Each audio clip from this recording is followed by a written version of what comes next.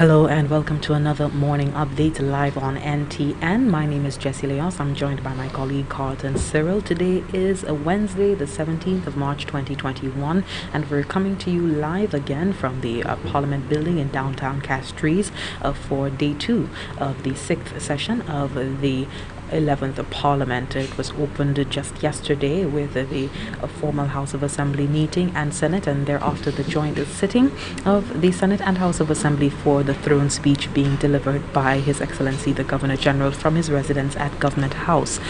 Today we are meeting for the debate on the estimates of expenditure 2021-2022, following the laying of the estimates of expenditure by the Prime Minister, Honorable Alan Chasney, just yesterday afternoon, and of course following the report of the Standing Finance Committee being submitted in Parliament.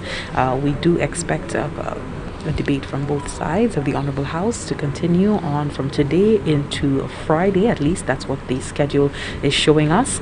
But this is coming off of the Prime Minister indicating that we'll be having a $1.6 billion budget.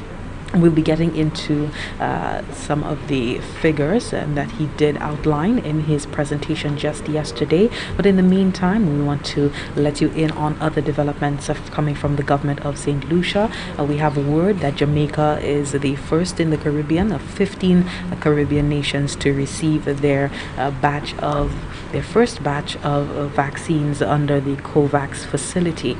We're also going to get into that in just a moment as well. We have an update on cases here on island as well as recoveries, and also an update from a statement from the Chief Medical Officer, Dr. Sharon Belmont George, indicating the safety, reinforcing the safety, I should say, of the Oxford AstraZeneca vaccine amid inquiries being made and precautions being taken in particular by some European countries, and also protocol breaches. We have some of that to report as well from the Royal St. Lucia Police Force. So do stay tuned for the next 30 minutes or so ahead of the commencement of the debates happening in Parliament this morning. Good morning, Carlton. Bonjour Jessie, encore bonjour Saint Lucie, et puis vous qui écoutez n'importe côté où en pays est toujours un plaisir pour nous et puis nous ici à nous en Caille Consultancy comme nous Caille deuxième jour là venu pour gouvernement qui a présenté budget by nation, et puis ici dans Caille Consultancy tout savent ça a commencé hier, le premier ministre l'a fait adresse li, et puis nous aussi tant gouverneur général là ben aujourd'hui à budget a continué, et puis nous chaque ces gens même parlement expressement position qui fait présentation yo quand Jessie te dit quoi ils savent budget a trouvé quoi présenter et nous parler plus passer $1 billion et chèque nous aller en détail, et puis ça fait budget nous vraiment côté c'est les moyens. Parmi l'autre bagaille nous avons discuté ici c'est les venus pour affaires COVAX là nous attend côté pays qui a joindre ces vaccins là nous avons touché un petit temps laisse ça parce que Jamaïque déjà ouvert paille les venus pour ces vaccins ça qu'on la coutume nous avons c'est les mois les pour faire, et puis Covid côté noué, et puis combien monde qui prend traitement, combien monde qui a recouvert, et puis ces détails ça en plus nous kay mucho rapport qui a sorti hors département police là venu pour monde qui a cassé protocole nous kay toucher un petit en laisse ça, et puis pour venir fin programme nous kay espérer pourtant les affaires qui a commencé ici en kay concert quoi arrêté puis nous à ce moment mercredi qu'on nous dit deuxième jour à continuer, et puis budget aujourd'hui les 17 mars. Moi c'est Carlton Cyril qui a rapporté ensemble, et puis Jessie Hod qui concite. Merci tellement. And just to go through the latest updates before we look at the figures from coming off of the estimates of expenditure for 2021-2022 laid out by the Prime Minister just yesterday, we have an update on the COVAX facility. 15 Caribbean countries are to receive just over 2.1 million doses of COVAX vaccines by May, but we have so far seen Jamaica receiving its first out of the 15, and they received 14,400 doses of COVID-19 vaccines through that facility on March 15th. And this is a global effort between the Coalition for Epidemic Preparedness and Innovations, the Vaccine Gavi, the Vaccine Alliance Gavi, UNICEF, and the Pan American Health Organization and the World Health Organization. The arrival marks a historic step toward ensuring ensuring the equitable distribution of COVID-19 vaccines worldwide in the largest vaccine procurement and supply operation in history. And this delivery is a part of the first phase of deliveries for Jamaica, and more vaccines are expected to arrive successively during 2021.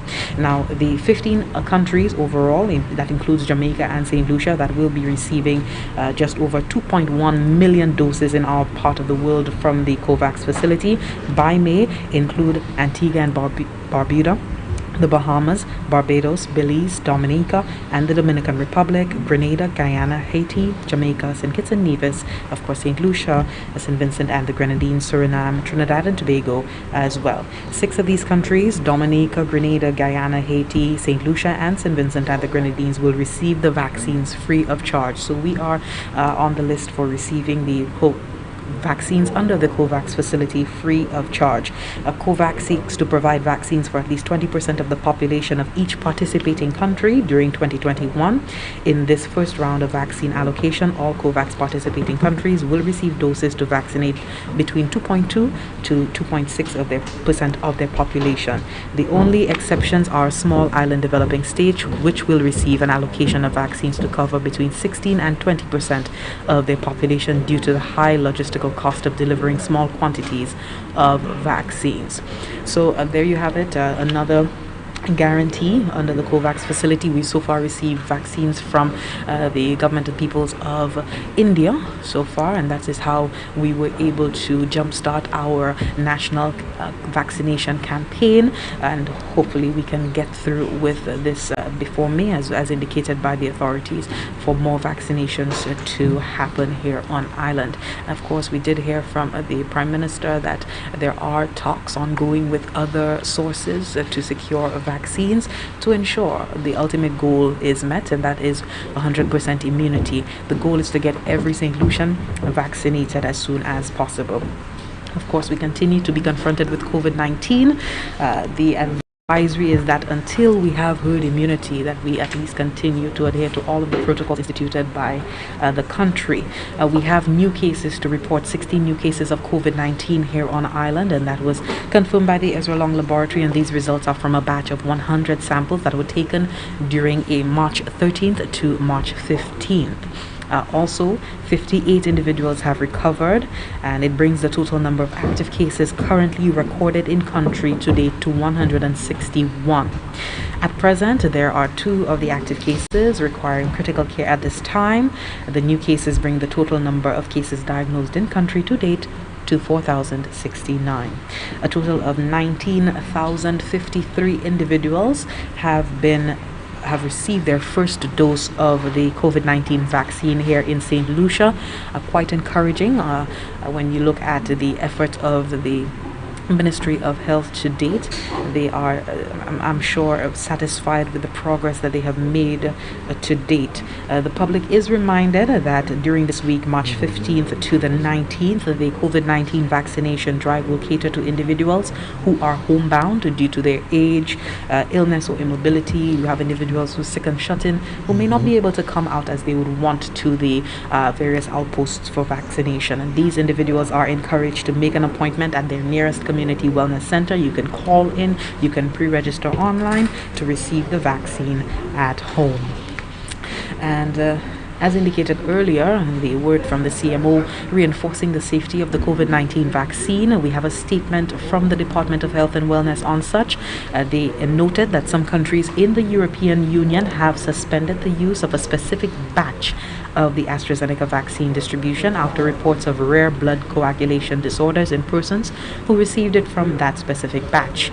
A full investigation was carried out to determine whether there was a link between the vaccine and that particular disorder. In terms of the quality, they indicated that there are no confirmed issues related to any batch of this vaccine used across Europe or the rest of the world. Additional testing continues both by the company and independently by the European health authorities, and none of these retests have shown cause for concern. So that's the update coming from Oxford AstraZeneca. They're indicating that the safety is of paramount importance to them, and they are continually monitoring the safety of the vaccine after a review of all available safety data of more than 17 million people vaccinated in the European Union and the UK with COVID-19 vaccine AstraZeneca. There has been no evidence of an increased risk of pulmonary embolism, deep vein thrombosis, or any blood clotting disorder in any defined age group, gender, batch, or in any particular country. Again, in terms of the quality, they indicated that there are no confirmed issues related to any batch of this vaccine that has been used across Europe. Now, according to the World Health Organization, they are aware of the precautionary measures that have been taken by the European countries and had them having to suspend the use of the specific batch of the Oxford AstraZeneca vaccine. The World Health Organization emphasizes on the need to note that the vaccine's benefits continue to outweigh its risks, and the vaccine can continue to be administered while investigation of cases of thrombolytic events is ongoing. So that is the word there from the Ministry of Health and Wellness, conveying the assurances given by not only the company AstraZeneca but also the World Health Organization, stating that it is important to continue with the vaccination campaigns with this vaccine as the benefits continue to outweigh the risks at this juncture. And finally, before we get into the figures coming out of yesterday's estimates of expenditure for 2021-2022, we did get an update from the Royal St. Lucia Police Force indicating that there were some breaches with respect to the COVID-19 legislation. On the evening of Sunday, March 14th, the officers attached to the Grosselet Police Station received information that a social gathering with accompanying loud music was being hosted at a location in Beauce-Grosselet. No permits for social gatherings or the operation of loudspeakers have been granted by the Office of the Commissioner of Police, nor any other duly authorized individual. Officers proceeded to the said location and a conversation with the apparent host ensued. Requests were made to shut down the activity, which were not adhered to. The host of the activity, who failed to comply with the lawful directives, was subsequently arrested. Karen Samuel, that is the name we're receiving in this report, the apparent host of the unlawful gathering, was formally charged on Monday, March 15th, as she appeared before a magistrate on March 16th, 2021, where she was granted bail in the sum of $500 cash or suitable surety. The matter was adjourned to May 12th for case management. Samuel is employed as a special police constable within the Royal St. Lucia Police Force. The force wishes to remind the public that everyone, despite profession or other affiliation, is subject to prosecution for failing to comply with the laws. They continue to encourage adherence to the laws, particularly relating to the management of COVID-19. Okay, we are at this point seeing that we've gotten the indication from the Sergeant of Arms that they are prepared for the commencement of this morning's parliamentary proceedings, that is the debate on the estimates of expenditure. We now stand by.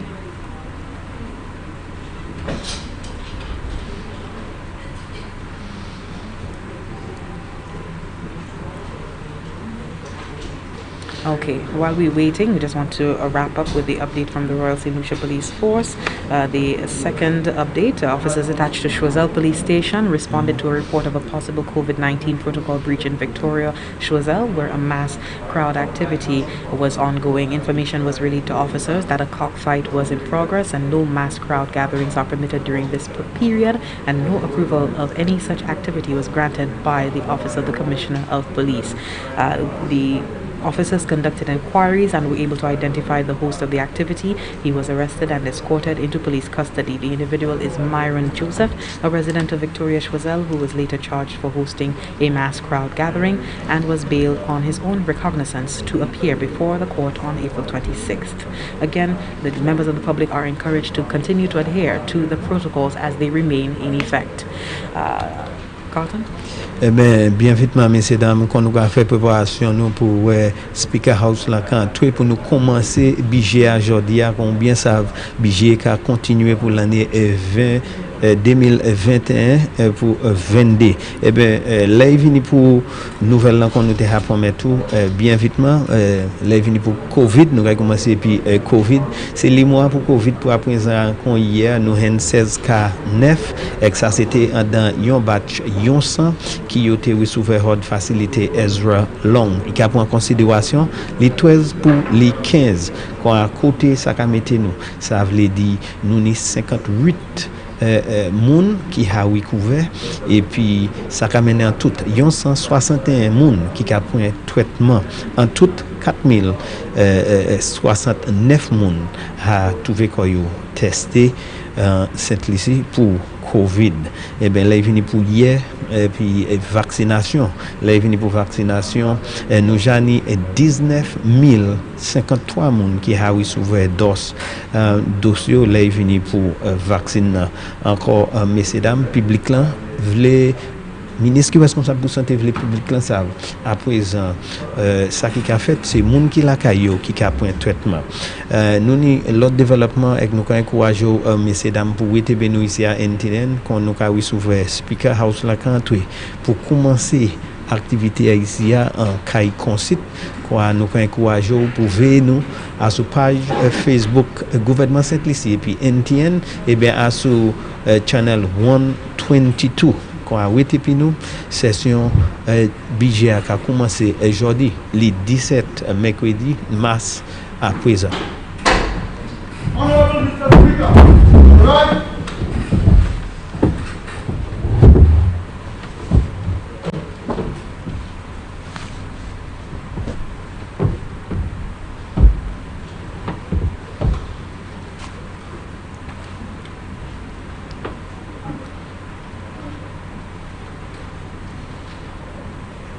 That is great.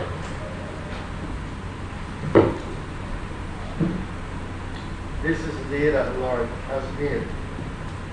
1 Kings 19:11-13 tells us that the Lord said, "Go out and stand on the mountain before the Lord. The Lord will pass by."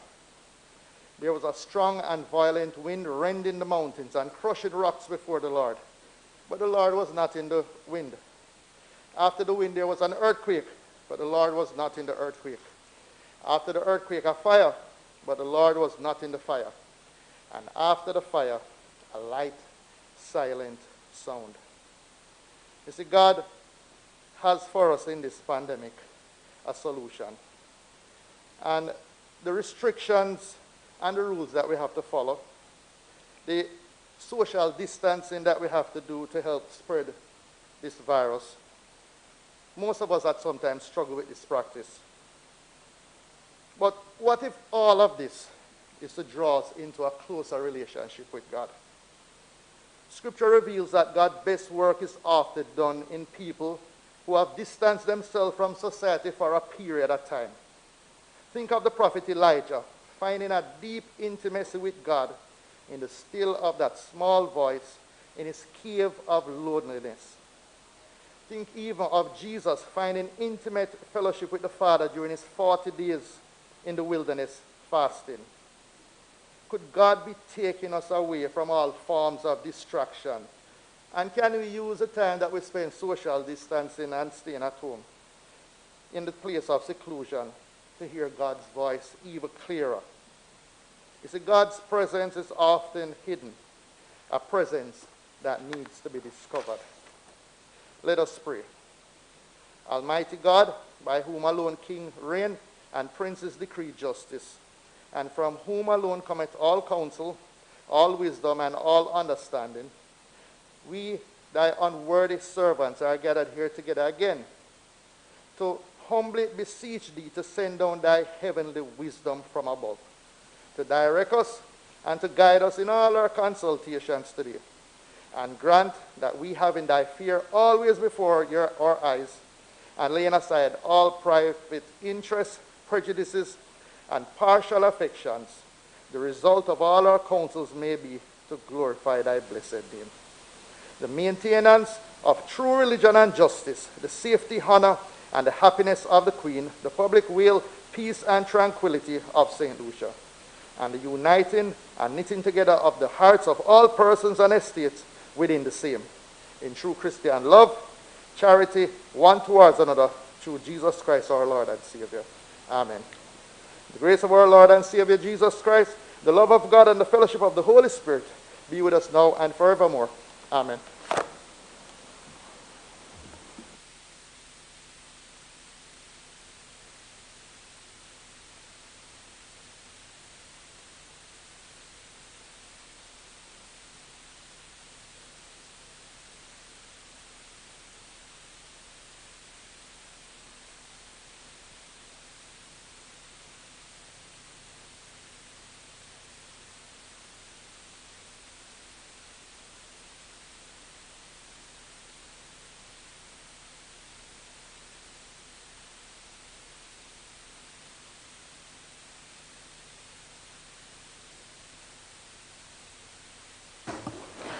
Honorable members, please be reminded that the question is that the House, this Honorable House of Assembly, do adopt the report of the Standing Finance Committee on the estimates of expenditure for the financial year 2021-2022 in the sum of $1,648,600,900 as a charge against the consolidated fund and other funds of the state of St. Lucia.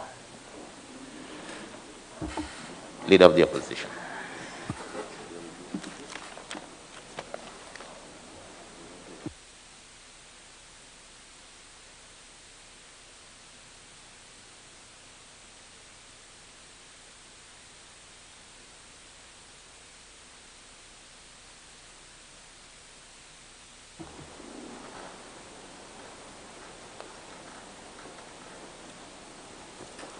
Mr. Speaker,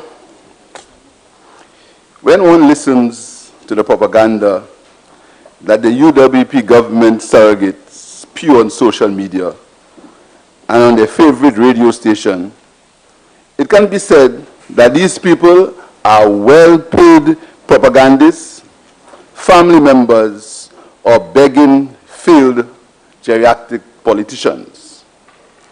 But when the Prime Minister seems to follow that lead, and at a time when the country is in crisis, he tables in his Honorable House an unrealistic set of estimates that seem to bear no relationship with the real situation in St. Lucia. We on this side, and the majority of St. Lucians have concluded that our country is in crisis and the Prime Minister is out of touch with the real situation as it exists for the people of St. Lucia. In March 2020, when the government finally accepted the reality of the COVID pandemic, I warned that our country was ill-prepared and there were rough times ahead. And the government should take immediate action to mitigate the effects of COVID, since we as a country were ill-prepared to handle the crisis. 1 year later, St. Lucia has surpassed 4,000 cases and 55 deaths. Mr. Speaker, 55 St. Lucians have died, and we cannot justify that horror by simply stating pre-existing conditions, meaning that death was normal. Mr. Speaker, the country is in mourning, and the government does not seem to care. These deaths could have been avoided if the state of healthcare in our country was better. A government that destroyed 2 buildings at St. Jude's for no reason, just to make a political point, to settle a political vendetta. A government that believes that public relations and propaganda will mask the reality of the 2 St. Lucias that we live in. Our health and well-being continue to be victims of electioneering and optical illusions of renderings and false sword-turnings. Mr. Speaker, the government cannot hide its failure in dealing with COVID. The number of deaths is testimony to that failure. The estimates as presented give no indication that the government will confront the reality of COVID, since they have borrowed nearly 400 million for COVID response, and our people continue to suffer at our hospitals. We need to praise and compliment our healthcare professionals and the first responders for the human service that they deliver to our people every day. Mr. Speaker, the reality of the government's failure with COVID cannot be hidden with personal attacks, lies, and propaganda. Let us compare St. Lucia with our neighbors. St. Lucia has a population of 175,000, has recorded more deaths than its neighbors, more deaths than the entire OECS region combined. St. Lucia has suffered more deaths. Martinique has a population of 285,000. Martinique has recorded 47 deaths. Barbados has a population of 285,000. Martinique has recorded 38 deaths. Trinidad and Tobago has a population of 1.3 million. Trinidad and Tobago has recorded 147 deaths. St. Lucia has recorded more COVID deaths than all the other countries in the OECS. But the government continues to blame everyone but itself. The government continues to blame everyone but itself. The government and its enablers and tax-funded propagandists continue to peddle fake news and misinformation. Mr. Speaker, we continue to be concerned about the state of healthcare in St. Lucia. We ask the government, and the estimates do not seem to solve the problem. We ask the government, what is the status of the promised improvements to the oxygen supply at the respiratory hospital? What are the measures to be applied to determine the phasing of the reopening of schools? What are the targets which must be attained for the reopening of schools? Honorable Leader,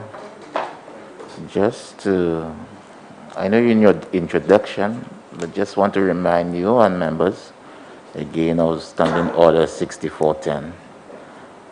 I know you're in your introductory state, so I'm not going to interfere, but just to let you and other members know. Mr. Speaker, I was speaking about the allocation for health in the estimates.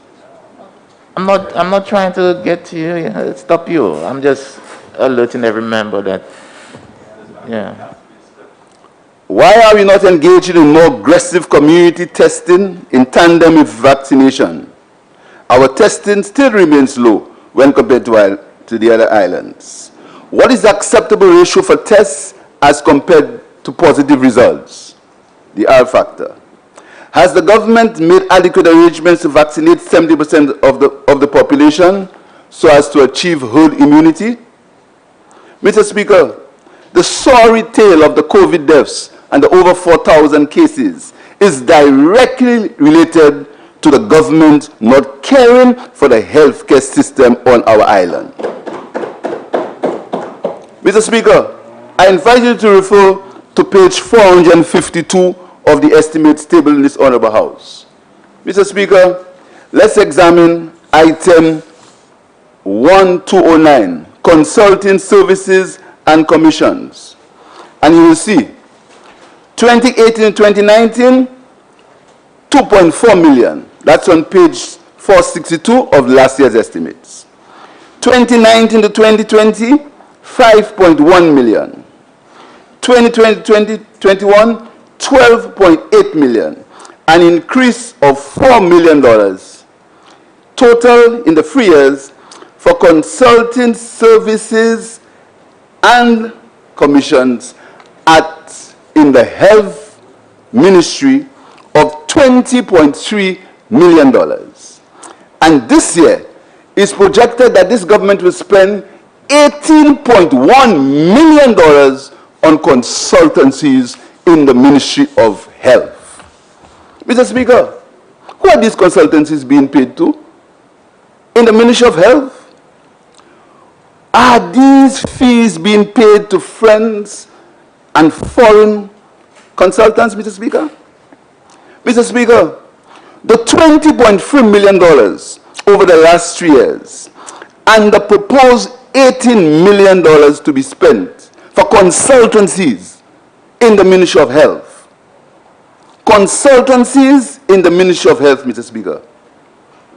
Well, this government continues to show contempt for local professionals who successfully commissioned the OKE hospital in 2021, not at the cost of $18 million for consultancies.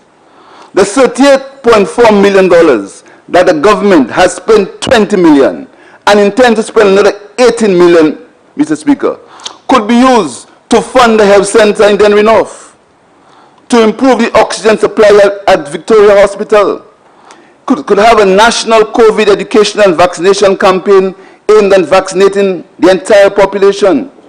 It could refurbish and upgrade health centers and wellness centers and provide it with 24 hours of staffing.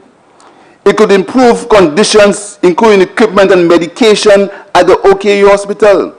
It could increase dialysis machines and the staffing. It could improve working conditions of nurses, doctors, and other health providers. But this government prefers to spend $18 million on consultancy for foreign consultants in the health service. $18 million, a total of $20 million in the last 3 years, and $38.4 million on consultancies in the Ministry of Health for foreigners before the year is over, Mr. Speaker. Mr. Speaker, the St. Lucia Labour Party believes in the competency, the skill, and the ability of the professionals in the St. Lucia health sector. And we will always put them first.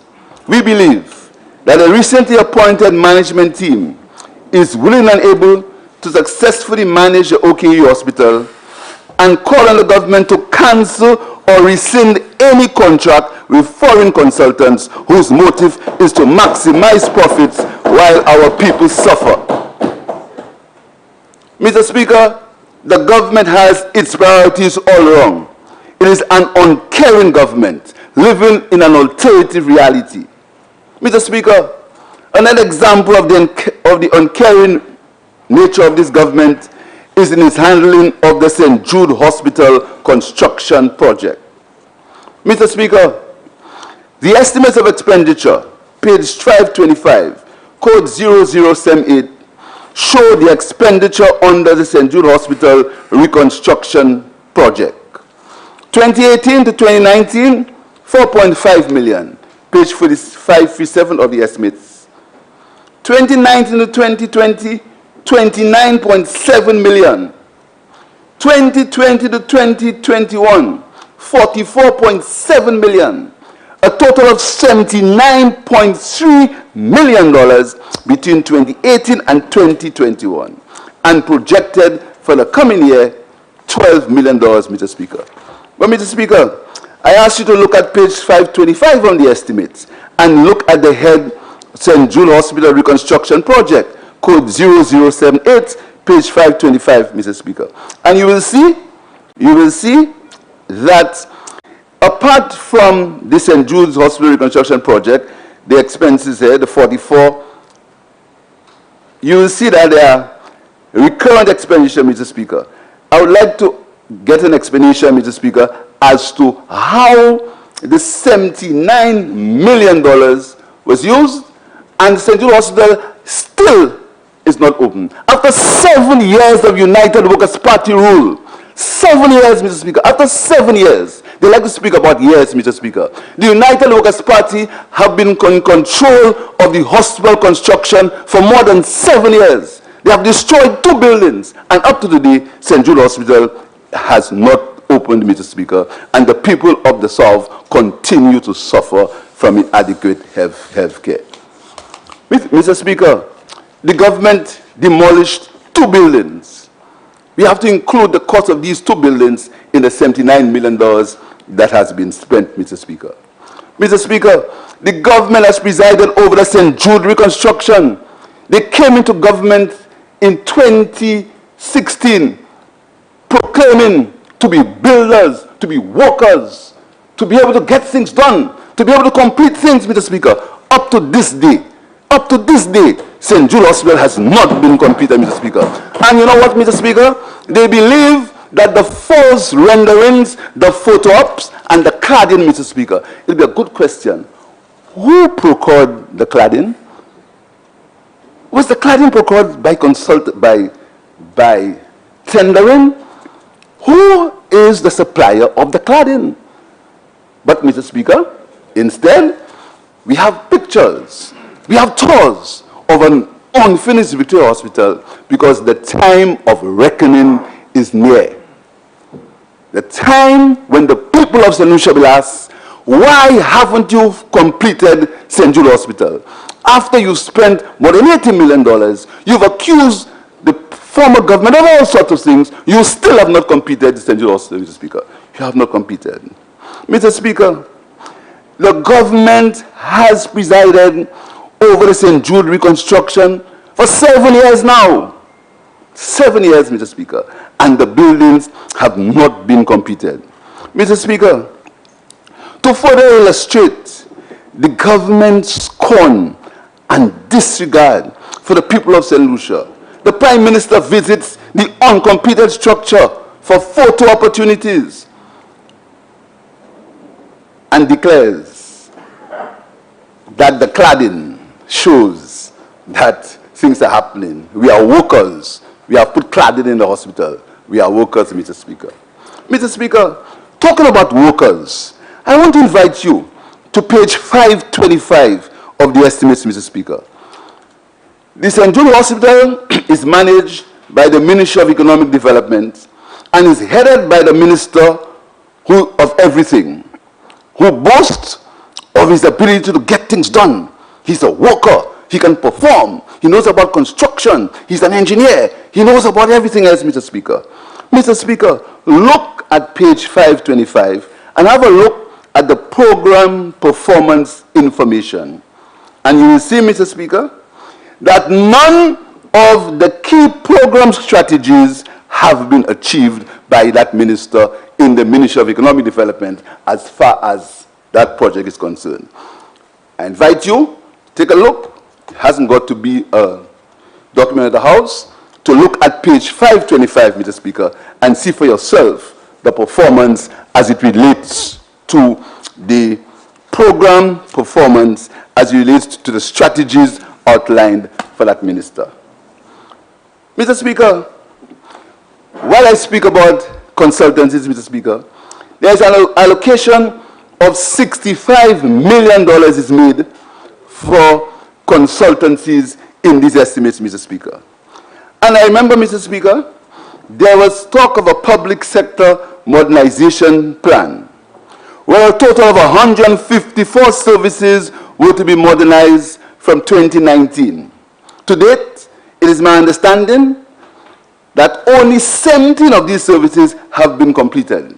What was the exact cost of that consultancy, Mr. Speaker, and who was that consultant? Mr. Speaker, whilst we are on the business of modernization, Mr. Speaker, it would be interesting for us to know what is the status of the WIPE investigation. Mr. Speaker, expenditure of $65 million in consultancy fees in this fiscal year is the 5th highest expense item for the year 2021-2022. Out of that figure, as I said, 18 million is at the Ministry of Health, while the actual health situation in the country is worsening. Where is the health insurance promised by this government from 2017? The blame cannot be placed on COVID, Mr. Speaker. Where is the health insurance, Mr. Speaker? Mr. Speaker, the money paid to these foreign consultants, $18 million, is $7 million more than what is allocated to public assistance of $11 million. The government pays foreign consultants $7 million more than they will have for public assistance for the needy people of St. Lucia. Does this government care? Does this government really care, Mr. Speaker? You pay consultants more money than you give the poor and the needy? Mr. Speaker, the children cannot get laptops. Their parents are hungry. The children have no laptops.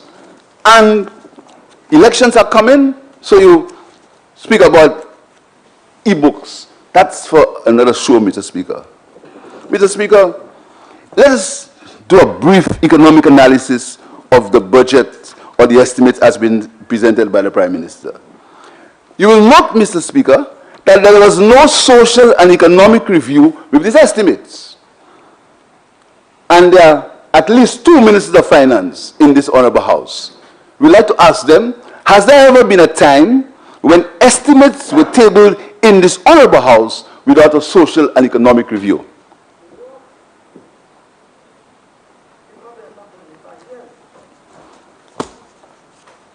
There was no social and economic review tabled in these estimates, Mr. Speaker. Mr. Speaker,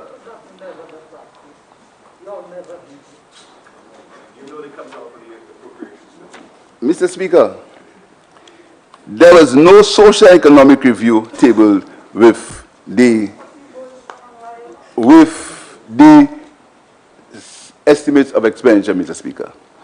Mr. Speaker, the Minister of Finance will conveniently blame COVID for his mismanagement of the economy. However, that was the same government that boasted about the economic management before COVID. They boasted that the economy was the best. They were workers.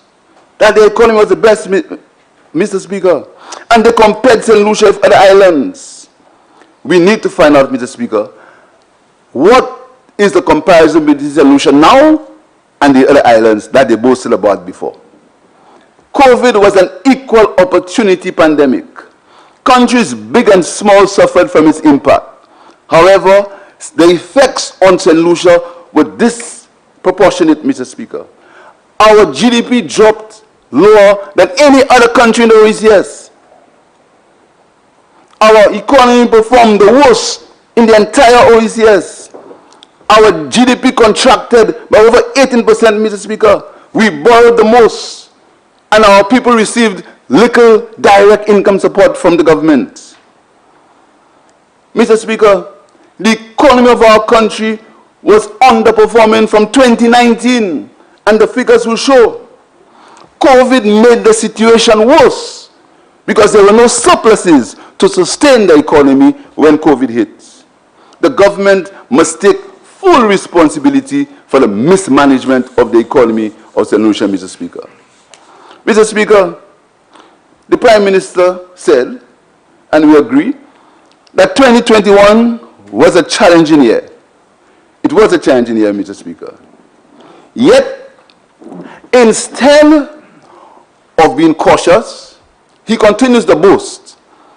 He continues the boast, Mr. Speaker. The same boast that they spoke of when COVID started, they are continuing the boast, Mr. Speaker. But the estimates, Mr. Speaker, present a very bleak picture. Mr. Speaker, the Prime Minister said, and I quote, "So much uncertainty about economic recovery, which is compounded by the fact that we are confronting several unknowns with limited fiscal resources given the erosion of our public finances over the last year." Mr. Speaker, although the government spent less than was budgeted in the last approved estimates by over $1 million, they still exceeded the target of an 8.1% fiscal deficit to an 11.3% deficit of GDP. And the fiscal deficit projected at the end of 21-22 is 7.9%. Another disastrous position, Mr. Speaker. There was significant shortfall of projected revenue coupled with excessive capital expenses and an unprecedented fiscal deficit. Honorable Member, just point me to the page, please, so that I could follow you. That is the first page, Mr. Speaker.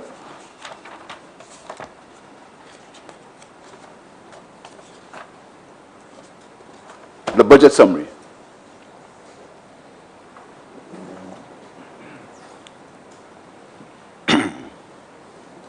You found it? what does the government take comfort in, Mr. Speaker? It takes comfort in that they say the loans are concessional and the loans are for a longer period, Mr. Speaker. The government takes comfort, Mr. Speaker. So they are borrowed, they have the debt to GDP ratio of our country will be in excess of 100% by the end of this financial year.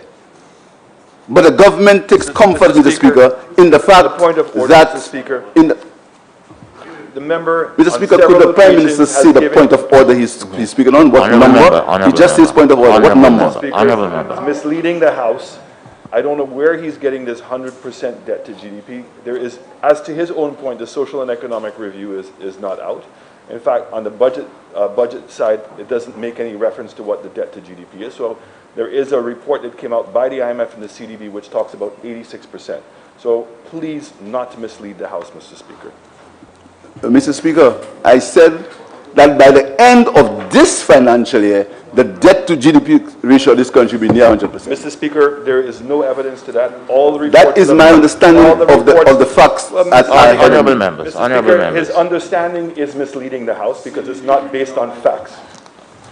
Mr. Speaker, it is still my understanding. By the end of this financial year, the debt to GDP will be more than 100%.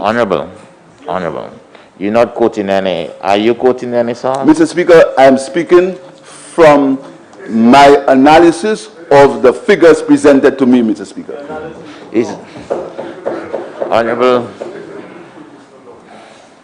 Honourable Prime Minister, I think he's coming to his own conclusion based on. So it's a matter of his opinion. Okay, Mr. Speaker. Mr. Speaker, the government has borrowed over $400 million this year. It has borrowed over $400 million this year, Mr. Speaker. Mr. Speaker, the government boasts again, the member is using information to mislead the House. How much you borrow doesn't mean that it's attributing and going towards the debt of the country. What? The document says that, in fact, what we've done is we've added $320 million to the debt stock of the country. Okay, the government has borrowed between $320 and $400 million. No, Mr. Speaker. Mr. Speaker. The member. Honourable members. He's going to get the information correct. Say it correctly. Honourable members, let's not start the morning. Mr. Speaker, wrong footing. The truth hurts. Mr. Speaker, the government boasts about the construction of the Ivanhoe Airport. The business model on which the Ivanhoe Airport construction was based on was on the receipt of airport tax revenue. The government has not adjusted the business model, but they assume that they were the best prepared for COVID. They assume that they will be able to meet the requirements of the airport construction, even at a time when there is still great concern about travel. The government assumes, without even amending or adjusting the model where the sole source of revenue to pay back the loan is the airport tax, Mr. Speaker. Mr. Speaker, how can the government explain a $1.6 billion budget in 2021 versus a $1.5 billion in 2019-2020? When times are harder, your budget is more. Is that realistic, Mr. Speaker? A higher budget in worse times. Mr. Speaker, let us examine the estimates in a little more detail. The total revenue and grants, Mr. Speaker, the 2021 estimates were $1.019 billion, was lower by 13%. It is $883 million, Mr. Speaker. When compared to the expected outcome, it was lower than 14%. But the government is projecting another $1 billion, an increase of 14%, and a difference of $118 million this year.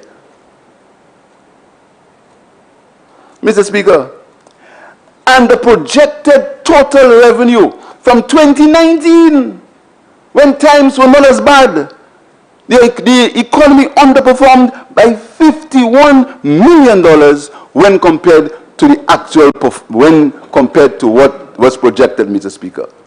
Mr. Speaker, the economy was underperforming from the year 2019. It has been, and the figures are clear, Mr. Speaker. Is it realistic that there's going to be a 26% increase in revenue? Because you had a 13% decrease over your projected figures, and this year you're projecting a 13% increase. So that means you are saying that your economy will, your revenue will increase by 26%, Mr. Speaker. Is that realistic?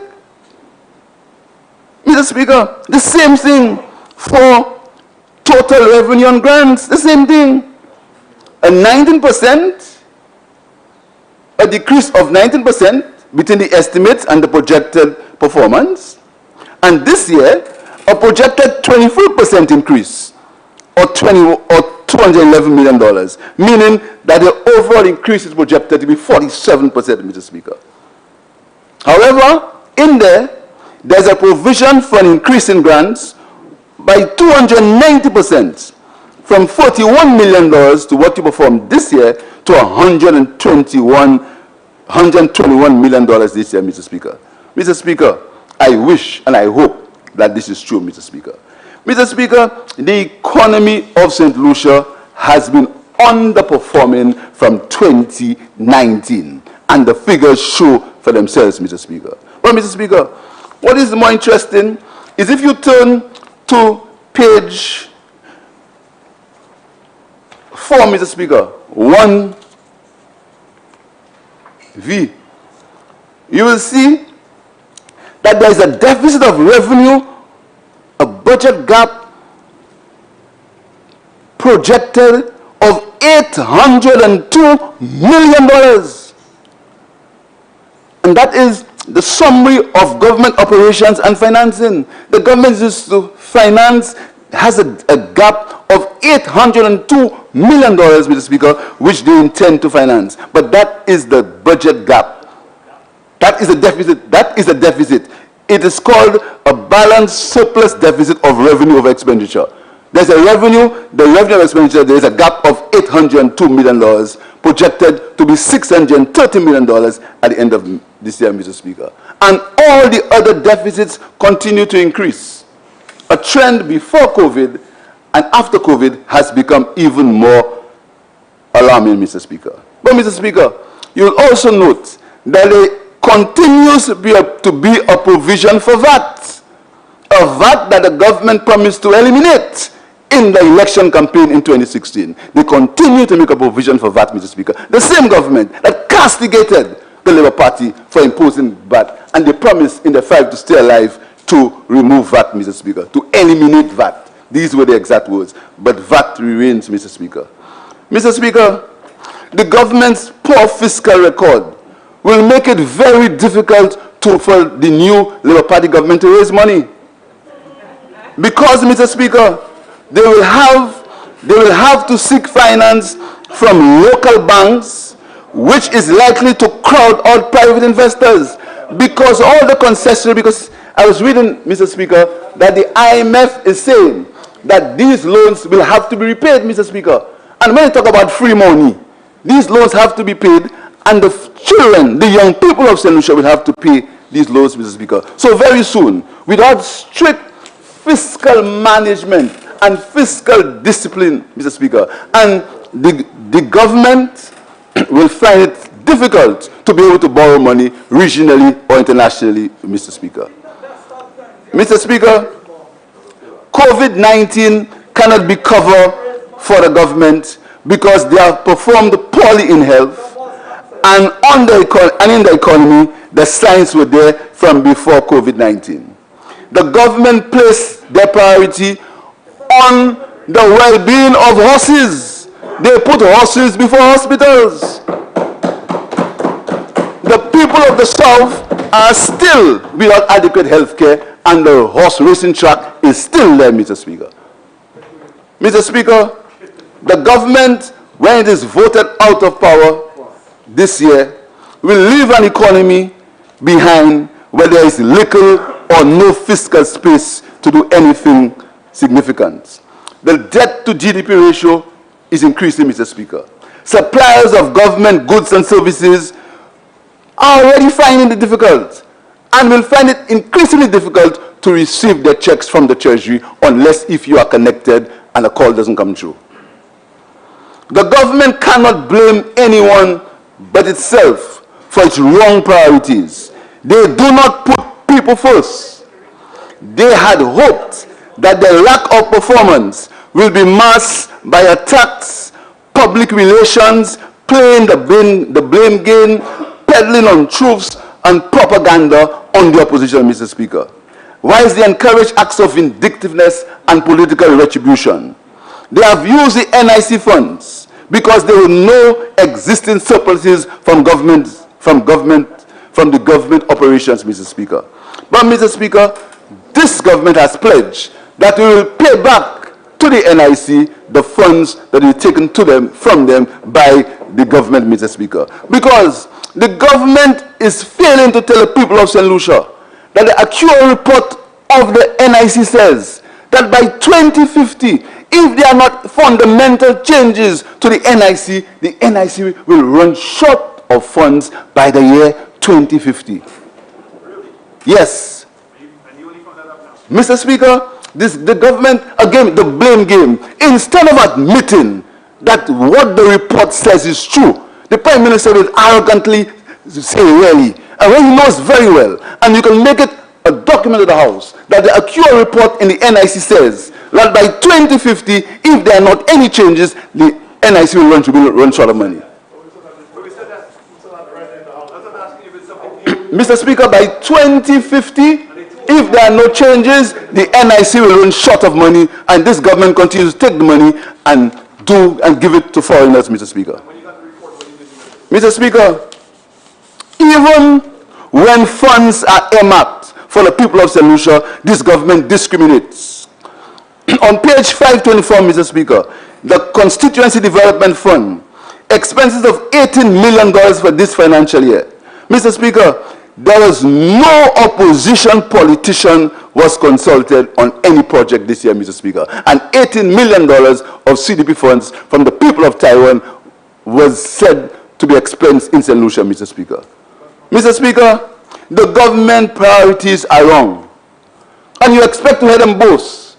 You expect to hear them boast. You expect to hear them attack people personally.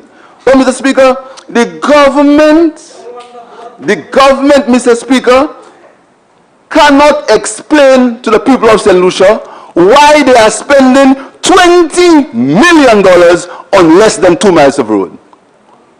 As we speak, the government is spending, without tender, $20 million on less than 2 miles of road. That is the priority of this government, Mr. Speaker. That is the priority. $20 million on less than 2 miles of road at Rodney Bay, Mr. Speaker. Mr. Speaker, I hope they can explain. Mr. Speaker, on a point of order, the member continues to mislead the House, and I don't know whether these are the rules, Mr. Speaker, that you can just, because you're an opposition MP, you can call any number. But if the member is going to say that the government is going to spend over $20 million, when the evidence is there to show that the contract for these roads is not $20 million, then where is the member getting his information from? Is he allowed to just say what he wants without any evidence to back up the information that he's given? Mr. Speaker, if the construction of that 2 miles of road... Leader of the opposition.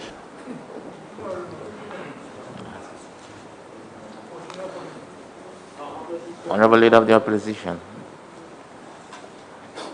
the member interjected at the time, but remember, we are debating the estimates at this time and not general government policy.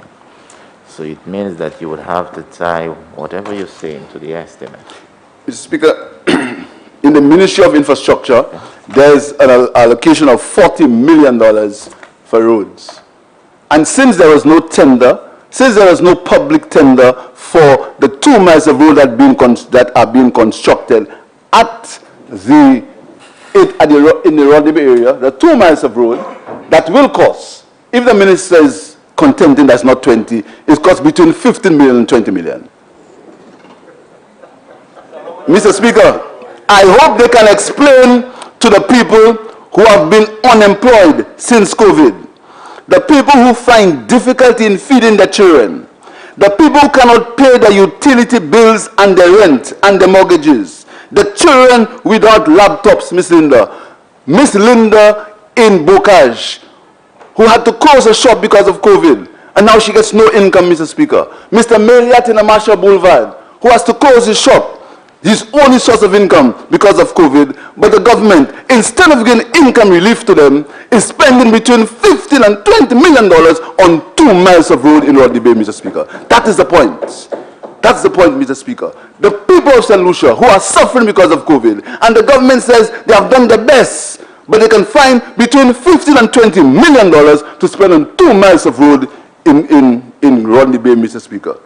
Less than 2 miles of road. Mr. Speaker, doesn't this government have a conscience? Doesn't this government care for the suffering of the children of St. Lucia who have not attended school because they have no laptops or they have no internet access? And they boast, and no election time, they come with e-books because they said the parliament PS guy, key guy in laptops, Mr. Speaker. And the story of the e-books, Mr. Speaker, is yet to be told. Doesn't this government care? Doesn't this government only care about propaganda, attacking people, and renderings, and PR? Does the government care, Mr. Speaker? Mr. Speaker, does the government care about the people? Miss Anne, who needs to get a mammogram because the doctor says she has breast cancer and she can't afford it, Mr. Speaker. She needs a mammogram. She has to raise funds and she can't afford it. But the government can find money. The government can find money to spend. The government can find money. Mr. Speaker, he laughs. He laughs because he can afford to go to India for his health care. So he laughs. He laughs, Mr. Speaker. That's a joke, Mr. Speaker. The lady, Mr. Speaker. And I heard the Prime Minister speak about health care for men, Mr. Speaker. I'm glad. I'm happy that the Prime Minister understands the value of diet, and exercise. But the surrogates, when they look at me, who is the poster boy for diet and exercise, they say things about me. Mr. Speaker, does the government care, Mr. Speaker? Mr. Speaker, a Labour Party government would use that money that the United Workers' Party spends on 20 miles of road, Mr. Speaker. On 2 miles of road, the $20 million on less than 2 miles of road, Mr. Speaker, the government would use it differently, Mr. Speaker. The government would use it differently. Mr. Speaker, in addition to running the economy... Honorable. Sergeant. Continue, Honorable. In addition to running the economy, Mr. Speaker, in deficit and creating hardship for the country, the government is systematically destroying our institutions in the name of forming a new St. Lucia, our indigenous institutions. The United Workers' Party government has defunded the St. Lucia National Trust. They axed Radio St. Lucia. They axed the St. Lucia Tourist Board. They axed the St. Lucia Fish and Marketing Corporation. They undermined... I'm speaking about grants and contributions. Then you need to tie it into the budget. Grants and contributions. It means the grants and contributions and National Trust. The grants I'm talking about grants and contributions. Honorable member, just wait for a while. If you need to tie to the estimates, if you don't do that, then it means it is appropriate, my part, for the appropriation bill. Mr. Until Speaker, then, you need to tie it to the estimates. I am speaking on grants and contributions, Mr. Speaker. That's the item I'm speaking on, Mr. Speaker.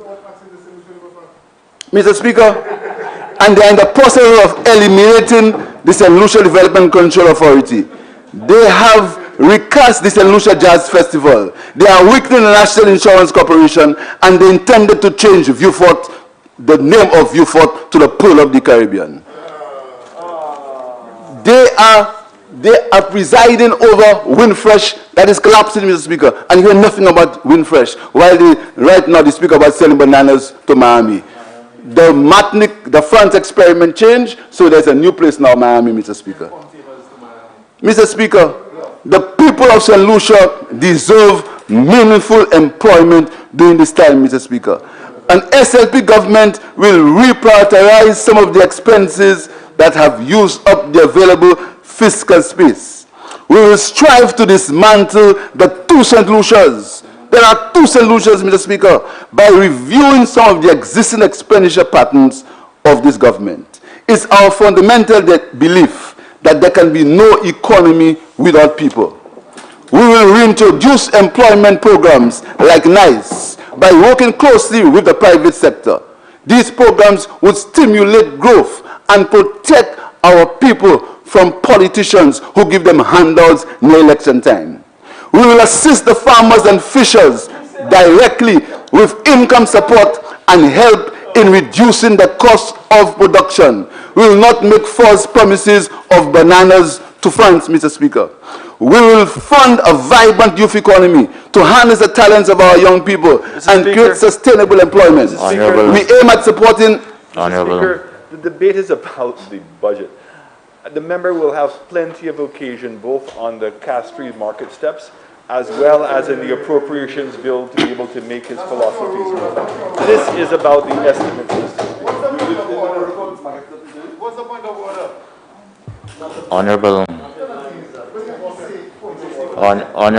Honorable Leader of the Opposition, please tie your contribution to the estimate. Mr. Speaker, if you don't do it, if you leave it open, it means now that it is more appropriate for the appropriation bill.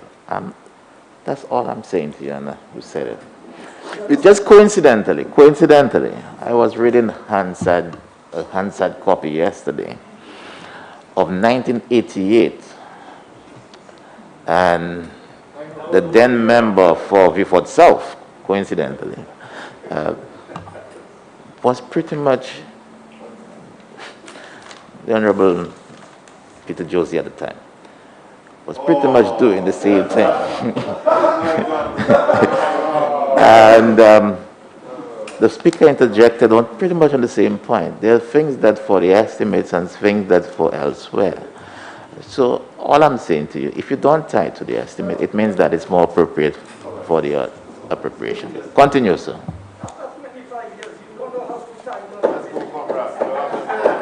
Mr. Speaker, under the head, Mr. Speaker, Ministry of Commerce, Mr. Speaker, we will fund a vibrant youth economy to harness the talents of our young people and create sustainable employment. We aim at supporting aspiring entrepreneurs to develop profitable indigenous businesses, Mr. Speaker.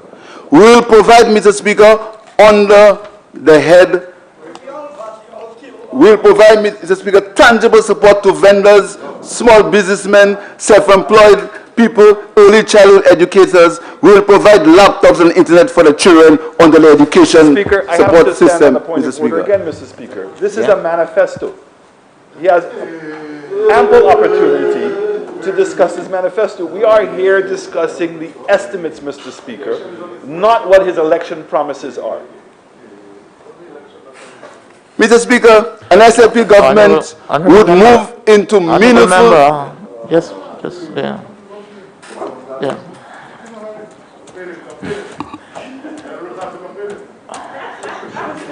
Honorable members,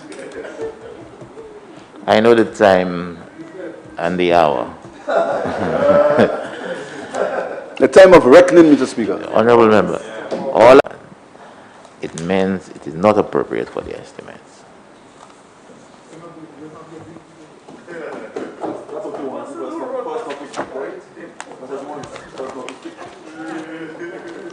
Thank you, Mr. Speaker. Mr. Speaker, I hope I have been disturbed for 10 minutes, Mr. Speaker.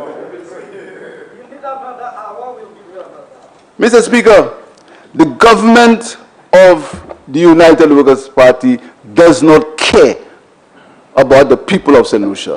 And the policies, Mr. Speaker, as outlined in the estimates of revenue and expenditure, put friends, family, and foreigners before the people of St. Lucia, Mr. Speaker, as envisaged by the $18 million for consultancies at the Ministry of Health for foreigners, where only $11 million is being spent to help the dispossessed in this country, Mr. Speaker. Mr. Speaker, an SLP government, Mr. Speaker, would enter into meaningful consultation with all social partners and not call them names. So we could deliver to the people of St. Lucia, Mr. Speaker, packages and deliver an economy that would put them first, Mr. Speaker. Mr. Speaker, how will we find money to fund our budget, Mr. Speaker? How will our estimates of revenue and expenditure be different? We will fund our projects, Mr. Speaker, by vigorously and rigorously fighting corruption, allowing a transparent tendering process, reviewing existing capital works, and most importantly, creating an environment of truth, dialogue, goodwill, openness, honesty, where our financial resources would not benefit a few, but the many. Mr. Speaker, the time of reckoning is nigh. The United Workers' Party government, Mr. Speaker, have been in power in this country for 40 years. They have ruled the destiny of this country for 40 years, Mr. Speaker. And Mr. Speaker, this last 5 years has been the worst for any government in the history of St. Lucia, Mr. Speaker. Mr. Speaker, as far as the constituency is concerned, Mr. Speaker, this government discriminates against constituencies where members of the St. Lucia Labour Party have been elected by the people, Mr. Speaker. And Mr. Speaker, when I peruse these estimates, I say to myself, what will I tell the people of my constituency? What is there for them in these estimates, Mr. Speaker? What is there for them in these estimates, Mr. Speaker? Mr. Speaker, the people of my constituency are being made to suffer because they elected me.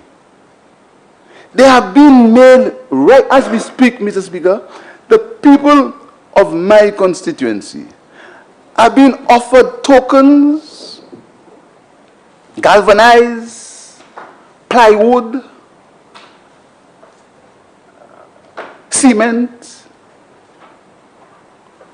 ready mix, just because the government refuses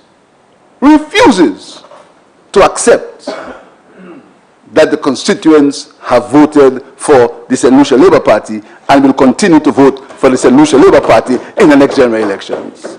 So I'm saying, Mr. Speaker, Honourable Member, you have 15 minutes in which to come. How many? 15. Oh, thank you. Mr. Speaker, I don't want your generosity. I don't need it. Mr. Speaker, these estimates, Mr. Speaker, and I speak, Mr. Speaker, about the unrealistic nature of these estimates, Mr. Speaker. Mr. Speaker, the government, the projects that the government will announce, the projects that these ministers will speak of, bear no relevance to the estimates, Mr. Speaker. I'll give you an example. The government will speak about building a new police headquarters, but the geotechnical analysis is only now being done, Mr. Speaker. How can you say it when you haven't even done the geotechnical analysis? And that is the story of these estimates, Mr. Speaker. If these estimates, Mr. Speaker, are just a compilation of figures prepared for an election, and to defend them, they are going to be defended by attacking the opposition. as if the opposition has anything to do with the mismanagement of the economy by this government, Mr. Speaker. The opposition has absolutely nothing, no say when the government priorities are wrong. How can the opposition be blamed when a government that borrows, and I'm speaking about the project for the renovation of playing fields, a government that has borrowed $30 million, Mr. Speaker. Out of that, Mr. Speaker, the consultancy fees on this $40 million, I'd like them to tell me. But what have you done? You have put artificial surfaces on, I think, 4 playing facilities.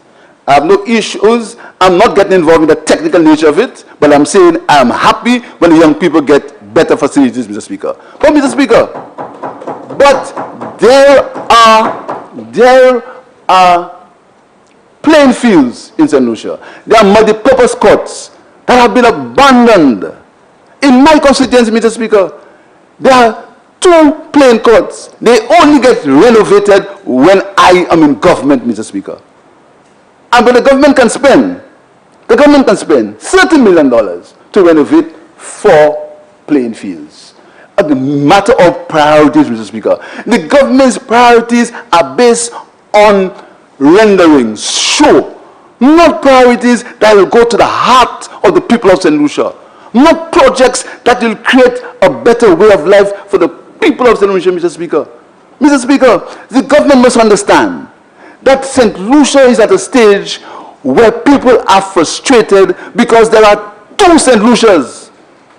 The St. Lucia that the members opposite will speak of is a St. Lucia that is an alternative reality to the life for the people of St. Lucia, to the civil servant who is at grade 5 and free, the police constable, Mr. Speaker, the police corporal, the life that these ministers across there will speak of, that life is foreign to the people of St. Lucia.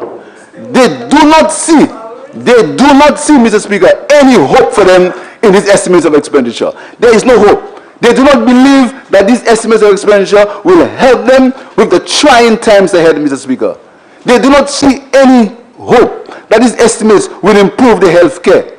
Miss Anne, who has cancer, sees no hope that the estimates of expenditure will help her get medication for her cancer, Mr. Speaker. The small shop owner sees no hope in these estimates that their life is going to be improved. These estimates, Mr. Speaker, are just a set of figures presented by a government that has lost its way. A government that believed that 4 years was 40 years. Now they are on the 5th year. They have realized that the time of reckoning is nigh, Mr. Speaker. And now they have to account to the people of St. Lucia. Mr. Speaker, I cannot support these estimates. We cannot support these estimates. And we call on the government to dissolve this honorable house and call general elections for the people of St. Lucia to decide on the fate of the country. I thank you, Mr. Speaker.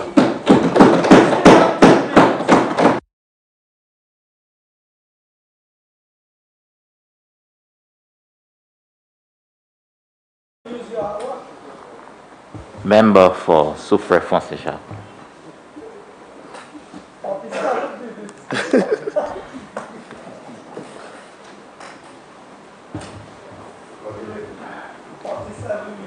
Member for Swazel.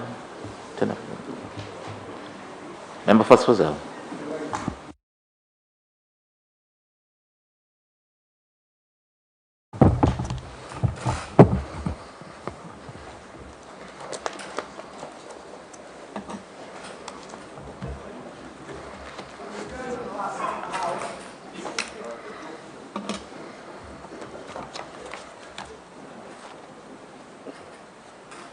Thank you, Mr. Speaker.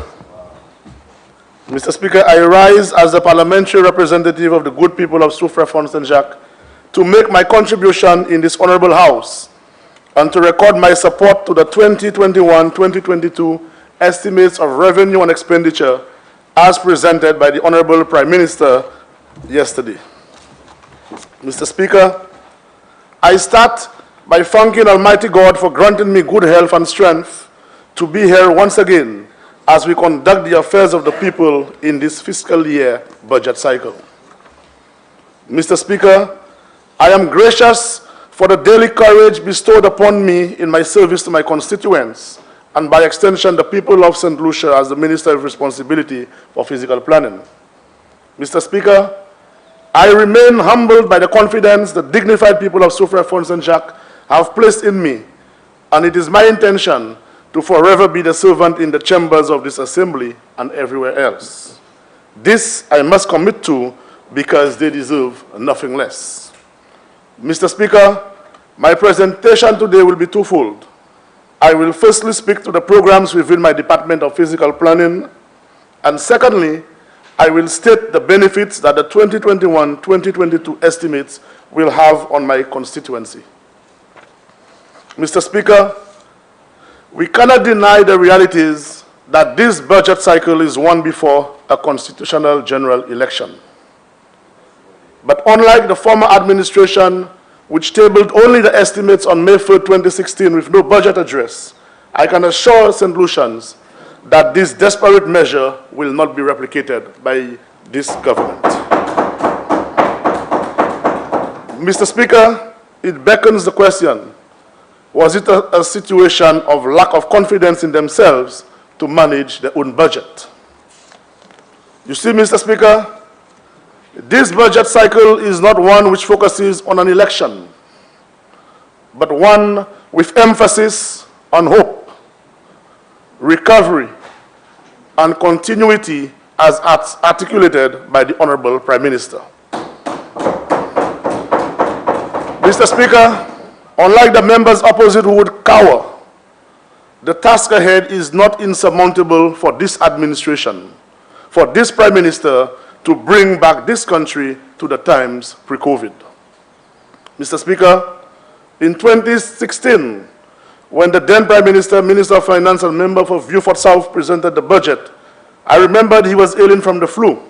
But after his presentation, it was clear the economy was ailing just as much. And so, Mr. Speaker, in his own admission, he stated that the economy was showing signs of recovery after a weak performance over the previous 3 years. Mr. Speaker, let me remind you that during this period, 2012 to 2015, that there was no macroeconomic uncertainties and volatility. There was no global financial crisis. There was no epidemic. And for sure, there was no COVID-19. Mr. Speaker, this present Prime Minister and Minister of Finance is the man for the job at this juncture in our history. As we listened to him deliver the estimates of 2021 to 2022, it proved that he has the innovative ideas to keep the nation afloat during this unprecedented time. Mr. Speaker, what we need right now is sound and solid fiscal management that this administration has practiced from day one in 2016. Mr. Speaker, it's important to highlight that adamant leadership and methodology is the ability that is required to normalize the fluid situation at hand. This is the ability we have on this side of the House, Mr. Speaker. Not talkers, but workers.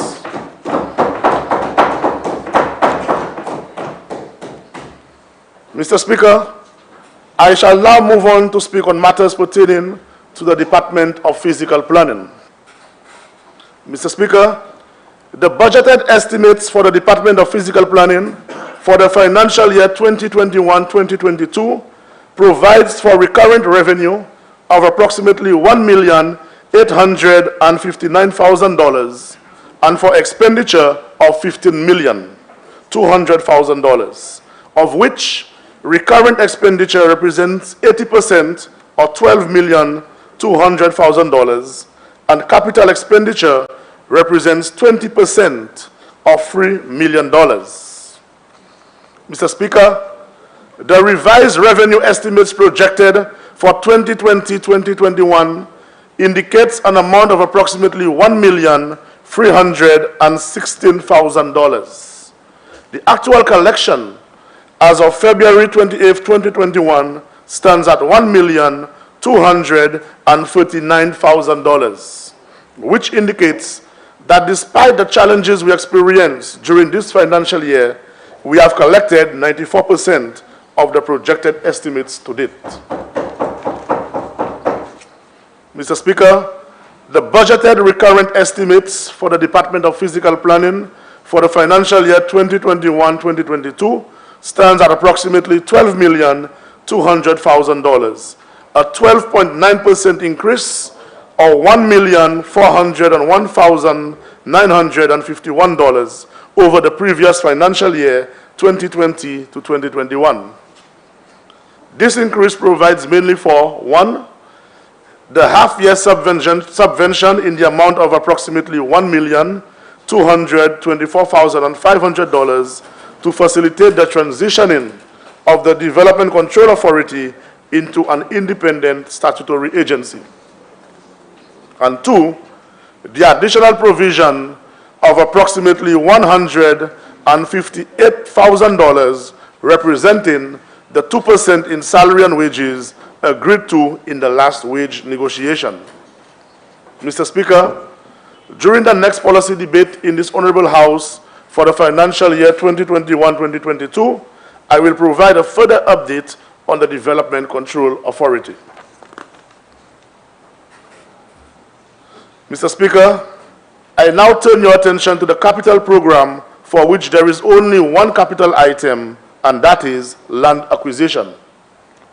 This financial year 2021-2022, the government has allocated $3 million for land acquisitions. Mr. Speaker, the total approved budget for land acquisition for the last financial year 2020-2021 was $4 million. The full amount has been utilized.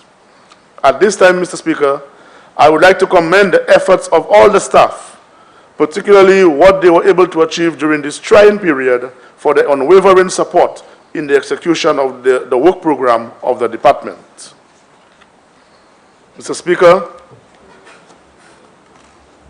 I now move on to matters relating to my constituency. Mr. Speaker, let me first express my gratitude on behalf of the people of Soufrière-Fontaine-Saint-Jacques for the considerations by the Minister of Finance and other department heads in the last budget cycle, although we understood the economic challenges faced with the global pandemic of COVID-19. We were able to continue on our path of transformation irrespective of the financial constraints. These progress statements will be shared at the next round of debate. Mr. Speaker, as I dissect the estimates thoroughly as the people's representative of Soufrière-Fontaine-Saint-Jacques, it is duty-bound that I identify the benefits of my constituents under the respective budget heads. I can say from the onset, there are many areas of benefit and bearing, and so I seek your attention in accenting these areas. Mr. Speaker, let's commence on page 570. Before I delve into the respective line items that contribute significantly to my constituency, through you, Mr. Speaker, I applaud the Minister of Finance and the Minister of Infrastructure for the wide-ranging investment to rehabilitate and maintain the road network throughout the length and breadth of this country. Mr. Speaker, I often hear the members opposite criticize the road rehabilitation works occurring, which is on record to be the biggest one-time undertaking in the history of this country. A good road network makes a crucial contribution to economic development and bring important social benefits. The members opposite, Mr. Speaker, knows very well that once funding for projects are allocated, they cannot be redirected, but to score cheap political points, they will talk gibberish to the people of this country.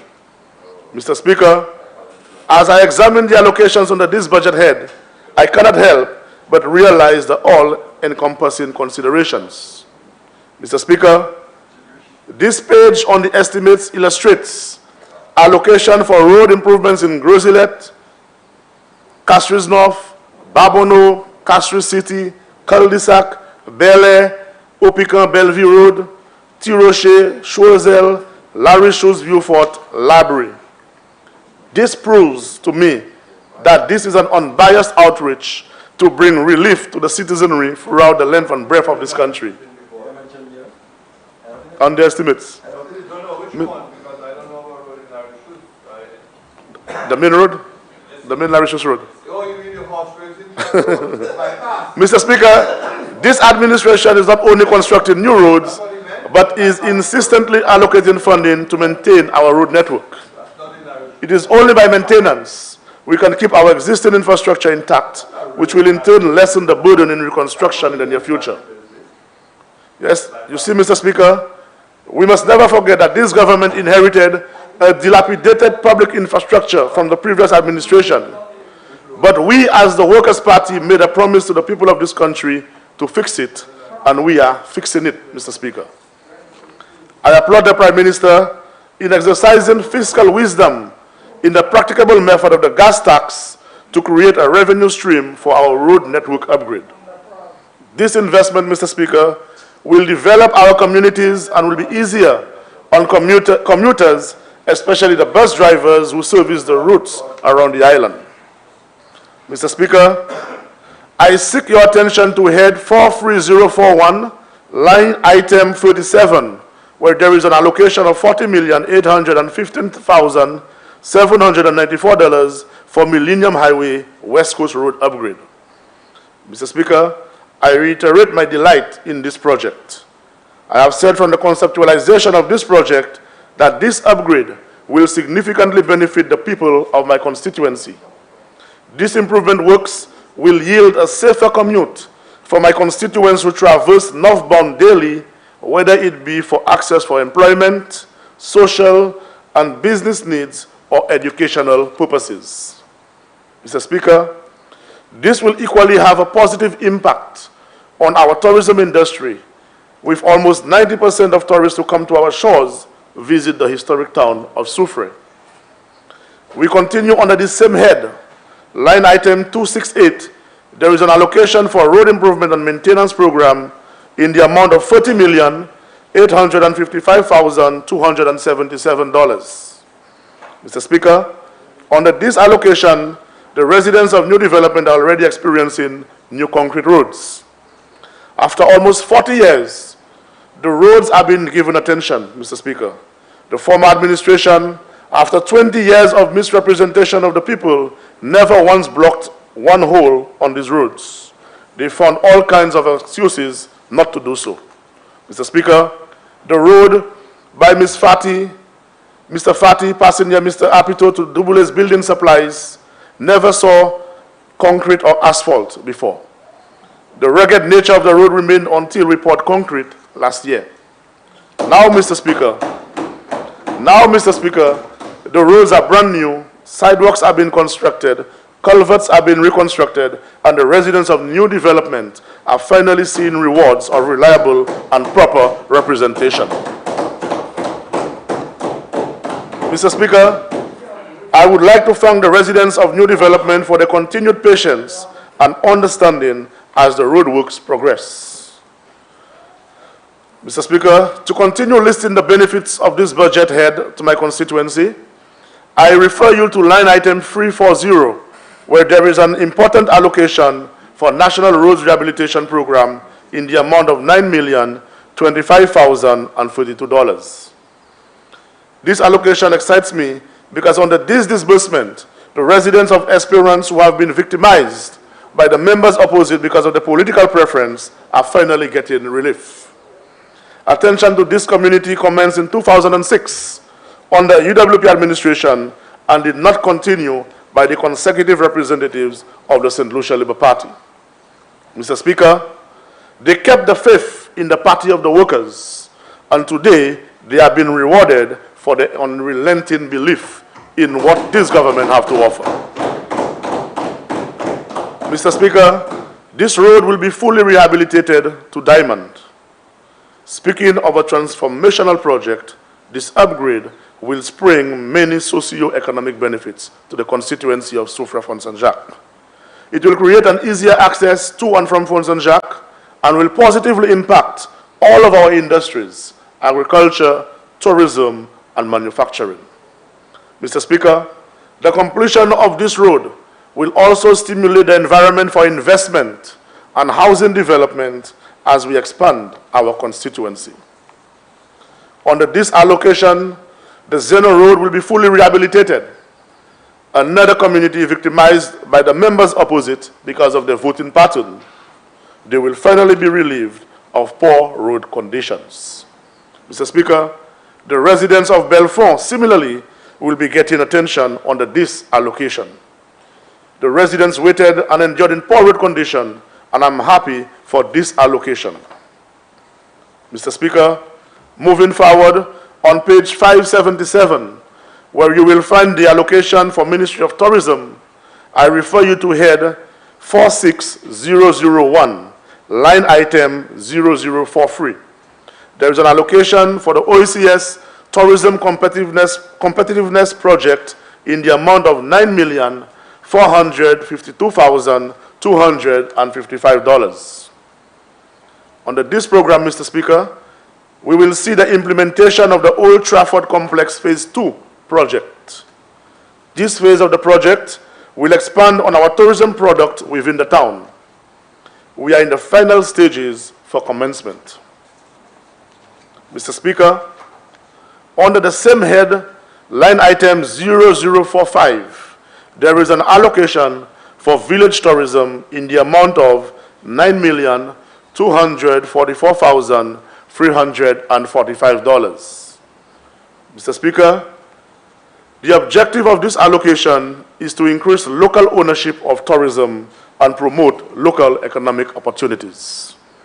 This allocation will continue to bolster our ongoing initiatives as the Mecca of tourism.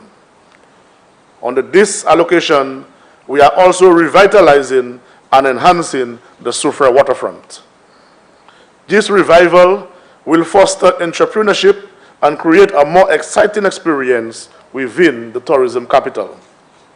Mr. Speaker, we are also expanding our village tourism outreach with the implementation of the Factory Road vending facility, where we believe every part of the constituency must benefit from the tourism pie and will create a strong economic impact.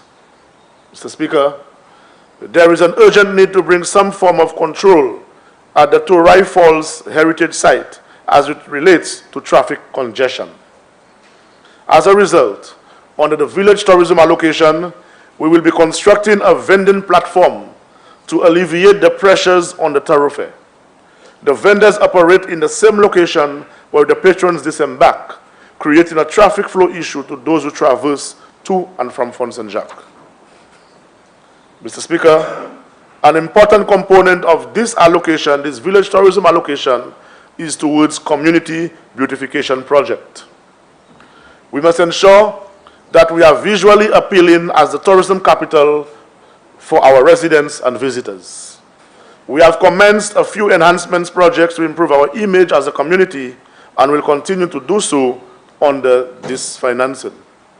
Mr. Speaker, I would like to thank the Minister of Finance and Minister of Tourism for the foresight in ensuring that allocations are made for initiatives such as these to provide an avenue to increase tourism development in every constituency.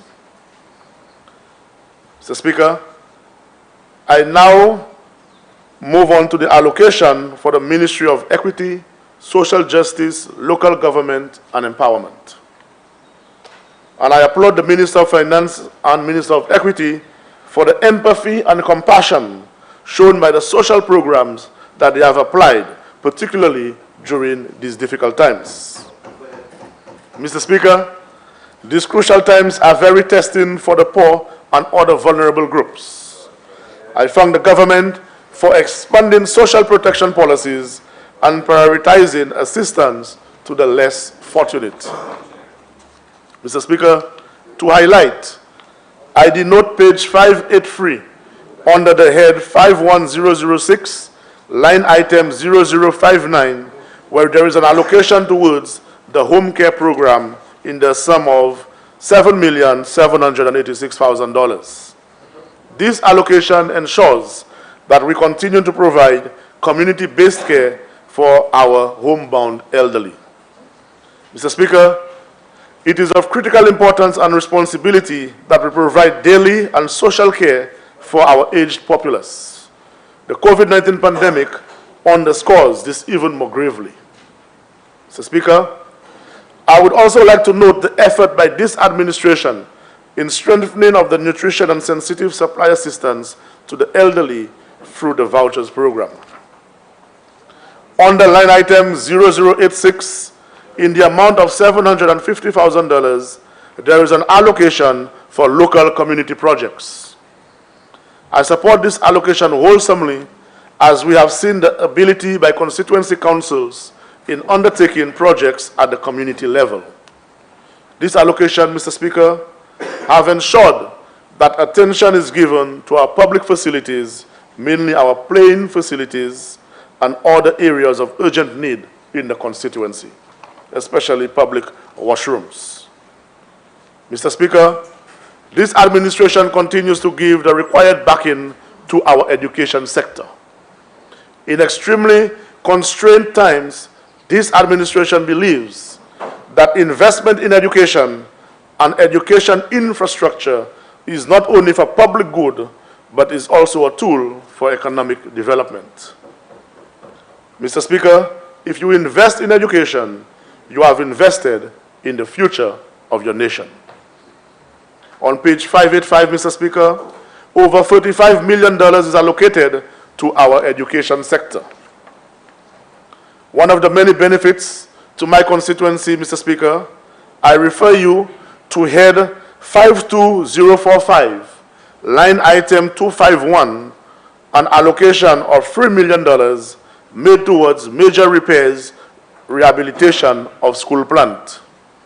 Mr. Speaker, all across this country you have seen a massive improvement of our school plans because of the yearly allocations of this administration towards addressing the neglect by the members opposite of our school plans.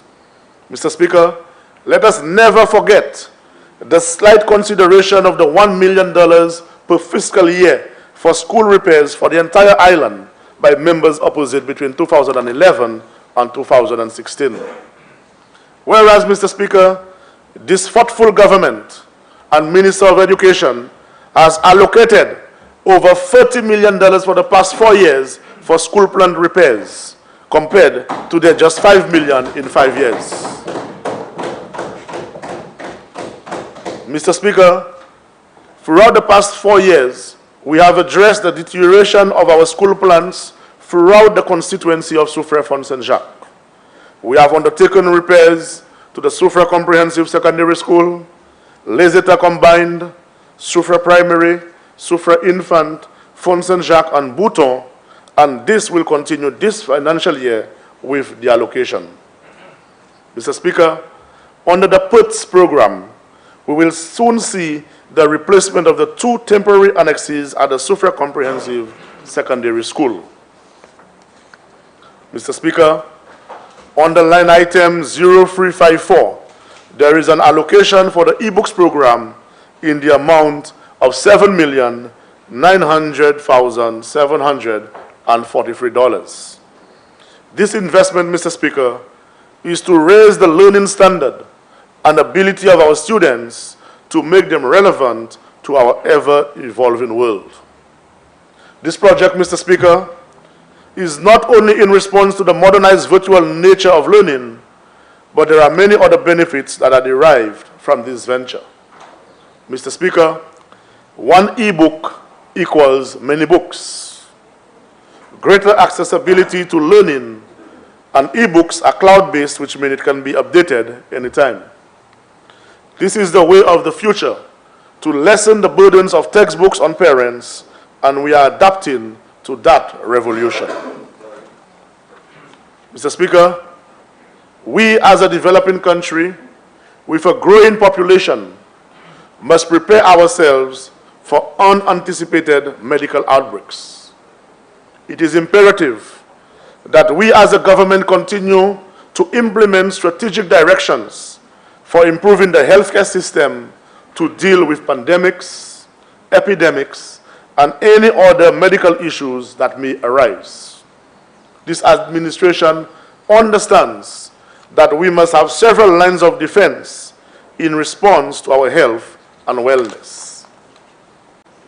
Whilst we are unavoidably focusing on COVID-19, Mr. Speaker, we must never lose sight of the other communicable and non-communicable diseases. We must strengthen our health sector so as to not overwhelm our health system to handle its other functions. And so, Mr. Speaker, my government understands the need to always reinforce our health systems and affirms this on page 587, head 53001, line item 279, where an allocation of $8,895,223 is made towards health systems strengthening project. Mr. Speaker, on line item 319, an allocation of $41,179,630 is made towards emergency response for COVID-19. Mr. Speaker, our response to the COVID-19 pandemic is essential to deal with the immediate and long-term needs and supporting the community-driven dynamics and acceptances. Mr. Speaker, this allocation will target the most vulnerable impacted by the virus. We must provide care to our patients and citizens in quarantine facilities. This allocation, Mr. Speaker, will aid government tremendously as we continue to expand our sensitization for vaccination outreach in an effort to obtain herd immunity by increasing community sites for inoculations. Mr. Speaker, on page 589, head 54065, line item 254, an allocation of $2,024,200 is made towards national sporting infrastructural development. Mr. Speaker, my constituency was selected for the first implementation of this holistic investment in our sports development and particularly the youth of this country. Mr. Speaker, I am pleased to announce that the installation of the turf, the synthetic turf, and the athletic track are complete, and with this allocation, the necessary modifications and upgrade will be done to the grandstands to include media booths, changes to the washrooms, control room, and upgrade to lockers. All in an effort, Mr. Speaker, to ensure that the facility is up to IAAF and FIFA-approved standards and certification. Mr. Speaker, this allocation will aid in progressing with the Ruby Cricket facility, where the site is cleared and ready for excavation to attain required levels. Presently, surveys have been conducted on site. Mr. Speaker, I would like to thank the Prime Minister and the Minister of Sports for the execution of this highly structured program. This sports-based program will go a long way towards strengthening communities and enabling opportunities for our young people, especially our athletes. As we go around the island, Mr. Speaker, we can see the mass upgrade occurring in Micoud South, Micoud North, Grosily, and Dennery. And soon, other areas will be rolling out. Dennery North will be included as well, Honorable Member. Mr. Speaker, on page 591, there is an allocation for $4,931,500. I would like to take the opportunity to thank this administration, and in particular, the Minister of Sustainable Development, for the recognition, Mr. Speaker, for strategic investment and measures to effectively adjust and mitigate against climate change. Mr. Speaker, we as small island developing states must increase our resilience and reduce our vulnerability. I am certain these allocations will better prepare us to respond to the effects of climate change, especially vulnerable constituencies like Soufrière, Font Saint-Jacques. Mr. Speaker, on page 593, head 56018, line item 0080, an allocation of $25,911,553 is made towards Disaster Vulnerability Reduction Project, DVRP. Mr. Speaker, with the complexity of my constituency and the historical impact of natural disasters on some communities, especially in the Fontaine-Jacques area, this allocation will aid enormously to reduce vulnerability and increase long-term climate resilience. Mr. Speaker, we are looking to undertake and continue the Palmist main drain, the Factory Road ravine, and this is the area where the vending facility is currently being constructed, extension of Wingsville retaining wall to prevent the overflow of the riverbanks into Wingsville, and drainage works at Mini, to name a few, to safeguard the residents from flooding. Mr. Speaker, I refer you to line item 0078 under the same head, where there is an allocation of $12 million for the St. Jude's Hospital reconstruction project. Mr. Speaker, hospitals must be well designed to function efficiently. This allocation will accelerate the project and will ensure that the South has a state-of-the-art medical facility. Mr. Speaker, when completed, this will not only support patient outcomes, but also population health management for the south of the island, including my constituents who utilizes the services of the St. Jude's Hospital. Mr. Speaker, on the same page, head 56041, line item 79, an allocation of $10,647,315 is made towards Constituency Development Program, CDP. Mr. Speaker, this program continues to serve as a vital tool to bring basic amenities to the people. This program, which commenced under a UWP government, was designed for the infrastructural development of the constituencies and empowerment of our people, especially our small contractors. Mr. Speaker, under this program, we have transformed persons' lives everlastingly, and with this allocation, we will impact communities even further. Mr. Speaker, lights will be installed at the Fontaine-Jacques playing field, commissioning of an ICT and learning center at Palmist, drainage works to alleviate flooding issues throughout the length and breadth of the constituency, footpath construction in Mini, in Fontaine-Jacques, in Warden, upgrade of playing facilities. We're looking at upgrading the Buto playing field as well, Mr. Speaker, under this allocation, better access for our farmers, and many other projects will be implemented under this program in the constituency in this upcoming financial year. Mr. Speaker, as I close, I take this opportunity to commend the Prime Minister and Minister of Finance, staff of the Ministry of Finance, the staff in the units of Budget and Research and Policy for their efforts in producing these estimates of revenue and expenditure in these globally challenged economic times. Mr. Speaker, I join this Parliament and the people of St. Lucia in extending our thanks to the Chief Medical Officer and her team, our doctors, nurses, the auxiliary staff at our medical facilities, the police officers, our fire officers, our customs officers, supermarket employees, our airport workers, service station attendants, sanitation workers, our bus drivers, our taxi drivers, and all others who continue to serve us selflessly in the midst of this pandemic.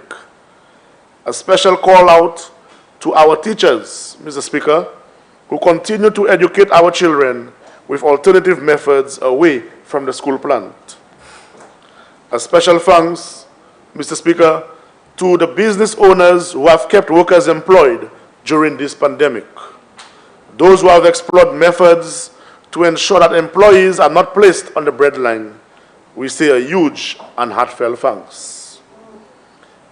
We as a government deeply cherish and appreciate the sacrifices that you all have been doing during the fallout of this pandemic.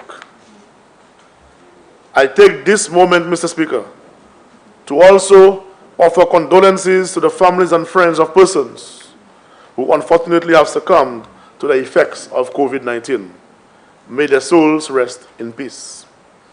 Mr. Speaker, we extend our speedy recovery to the patients in care at our hospitals and respiratory clinics. We express our regards to our citizens in quarantine facilities or home isolation. Our prayers are with you all for a speedy recovery. Mr. Speaker, I want every citizen of this country to know that we will overcome this together. Mr. Speaker, I want to assure them that there is no better government than this one to weather this time of uncertainty. The UWP, Mr. Speaker, have proven to be the best party on record to manage the affairs of this country. And with the leadership of this Prime Minister and member for Mikud South and his cabinet of capable men and women, the members on this side of the House, Mr. Speaker, we will return this country to the upward trajectory we achieved pre-COVID. The record clearly shows, Mr. Speaker, that we can endure, we can rebuild, and we can return prosperity to this country.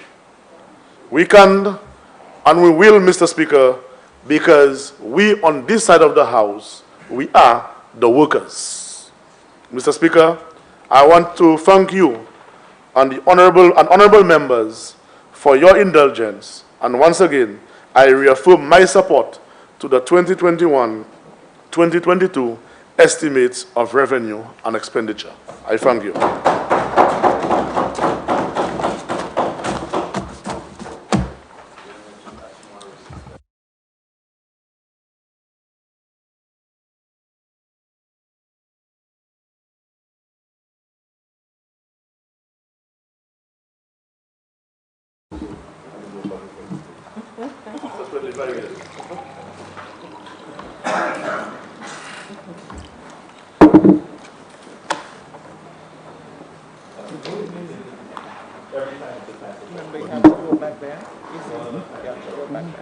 Nobody going? Honorable Member for Babonneau.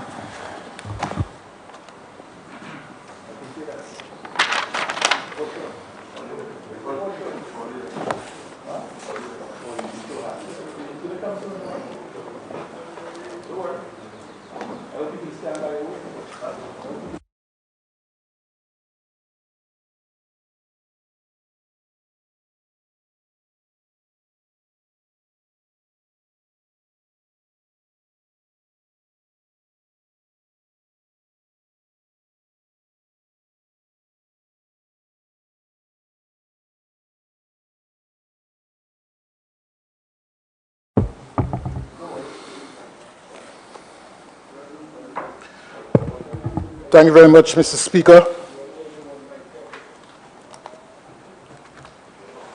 Mr. Speaker,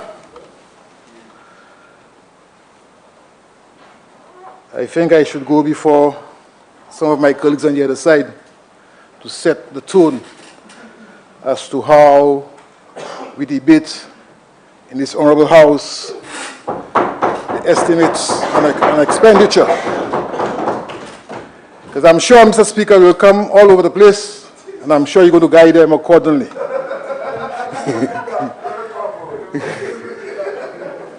Mr. Speaker,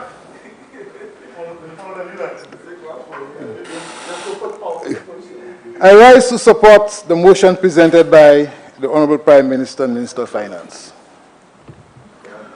on the estimate of revenue and expenditure for the period 2021-2022.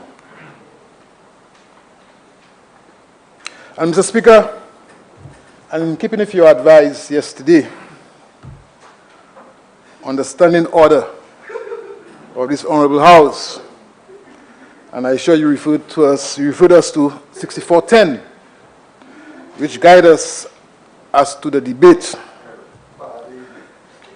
I shall confine myself, Mr. Speaker, to the report of the Finance Committee.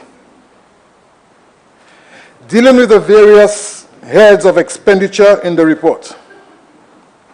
Mr. Speaker, I will endeavor to give a report on head 41, the Department of Agriculture, Fisheries, Natural Resources and Cooperative. Mr. Speaker, I'm sure everyone in this Honorable House will agree that the COVID-19 pandemic has significantly affected the programs and policies under Head 41. But, Mr. Speaker, notwithstanding the challenges that we faced last year, trying to combat COVID-19, I'm happy to report, Mr. Speaker, that during that period, a lot was accomplished. Mr. Speaker, I'm sure you would have heard a number of individuals make reference to what the government should be doing, especially when we realize a number of persons lost their jobs as a result of the COVID-19 situation. Everybody was agriculture, agriculture, agriculture. Food security. More emphasis should be concentrated on expanding the agricultural sector, Mr. Speaker. You even heard people speak about less emphasis on tourism because the pandemic had exposed that subsector. People went on to say government should invest more in agro-processing. Government should assist in our export. Of course, Mr. Speaker, all of us here would agree a number of these recommendations, if implemented, would bear fruits.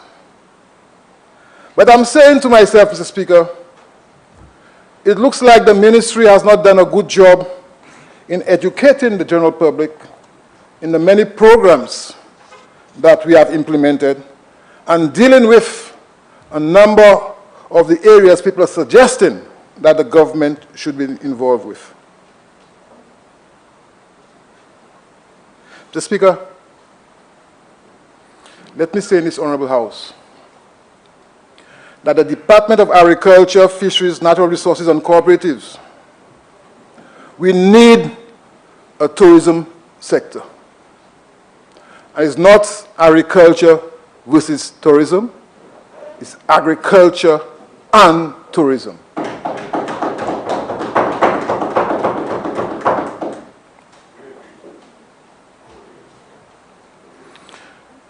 Mr. Speaker, the COVID-19 situation has taught us that without a vibrant tourism sector, agriculture will be affected. I want people to talk about food security. We are not short on the supply of food in St. Lucia, Mr. Speaker. I've said it before and I will say it again. The challenge we have will be people's ability to purchase. So, Mr. Speaker,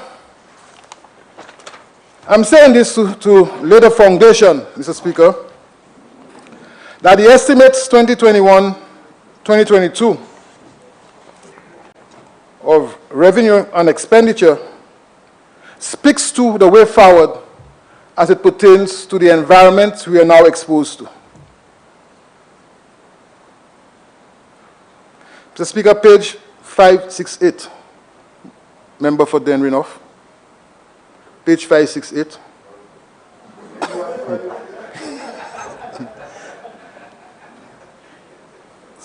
Subhead 001,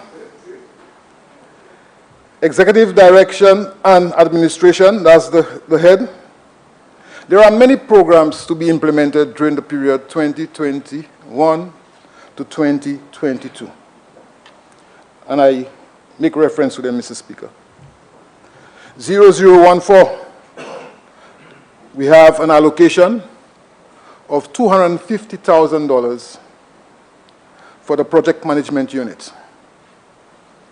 And 0015, another allocation of $640,612 for the Agricultural Transformation Program, the ATP. Mr. Speaker, the project management unit in my department is responsible to give oversight to the many projects we are implementing, Mr. Speaker. And Mr. Speaker, I'm sure you recall during 2016, 2017, spoke to the Agricultural Transformation Program, the ATP. That's how we call it, ATP, which started in 2013 by the previous administration as far as implementation. That's the BUM, yes. As far as implementation, Mr. Speaker. But the project is conceptualized under my watch between the period 2006 to 2011. Mr. Speaker, that project was funded by grant funding from the European Union. And the previous government signed an agreement to the tune of $36 million for the implementation of that project. I must say, Mr. Speaker, and I've said it before, unfortunately, when we were discussing that project as a government with the EU, the allocation at the time was 60 million EC dollars. The question is, Mr. Speaker, why it went down from 60 million to $36 million.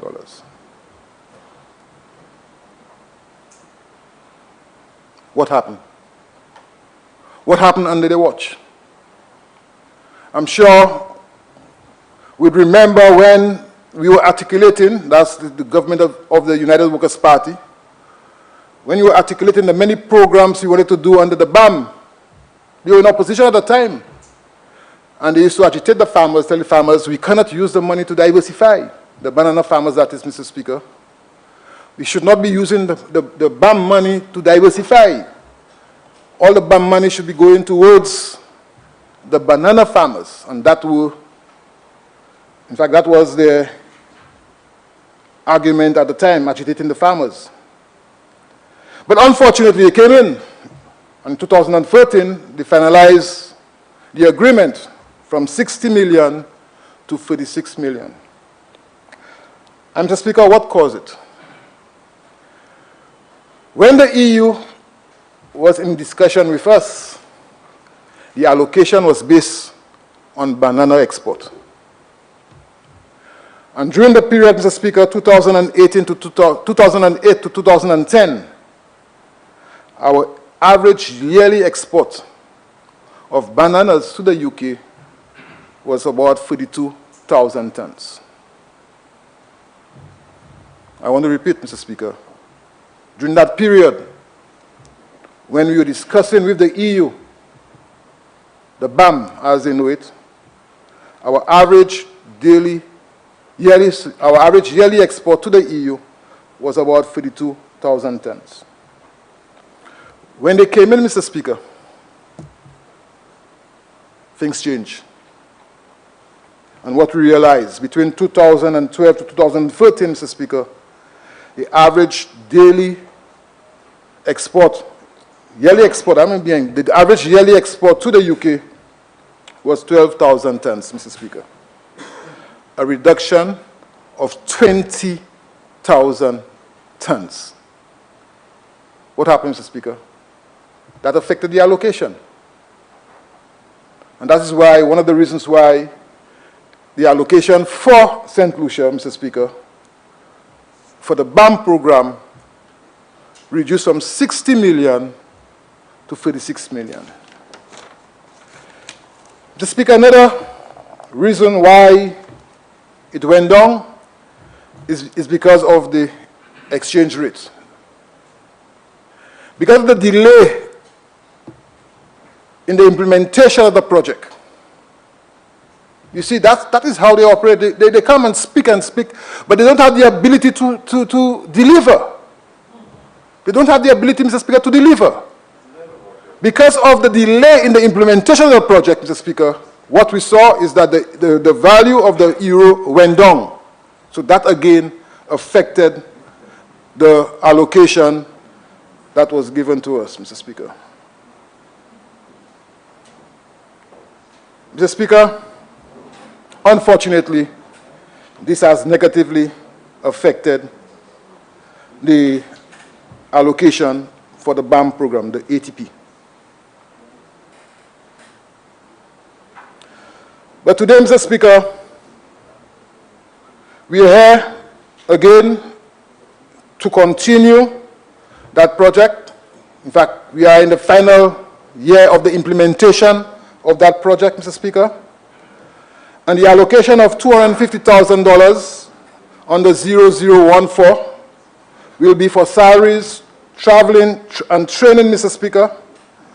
And the allocation of $640,612 under 0014 will be to finish the infrastructure work that we started, Mr. Speaker, and that is to construct the post-mortem building, construct a chemical building, and to purchase and install an elevator at the diagnostic facility, Mr. Speaker. So, Mr. Speaker, these are the allocation as submitted in the estimates for 2021-2022 will undertake these activities. Mr. Speaker, another project under that department is the Prayer Larceny program. Project number 0016. Again, Mr. Speaker, we have seen an allocation for the continuation of that project. The allocation is $780,725. Mr. Speaker, the Prayer Larceny project started again during my tenure as minister, during the period 2006-2011. It started as a pilot project in 2 of the 8 regions, agricultural regions in St. Lucia. And the reason why we decided at the time, Mr. Speaker, to undertake that project is because a number of farmers were experiencing serious losses by persons harvesting the crops before them, person coming and stealing their inputs and their equipment. And we felt it was important, Mr. Speaker, to put some systems in place as a pilot project for us to learn from that project. And if the project was successful, Mr. Speaker, we would have seen a roll-off into the other region, agricultural regions. The reality, Mr. Speaker, we saw tremendous success with that project. And as a result, we decided that there's need for us, based on the accomplishments, there's need for us to continue with that project in other agricultural regions. Mr. Speaker, I must say that the Labour Party government continued that project, and I want to applaud them for this. And in fact, I must say they recognize the effort of the United Workers' Party during their presentation and submission that is an initiative started under our watch. But Mr. Speaker, when we came back in, unfortunately, we found that the prayer larceny officers were housed in 2 locations.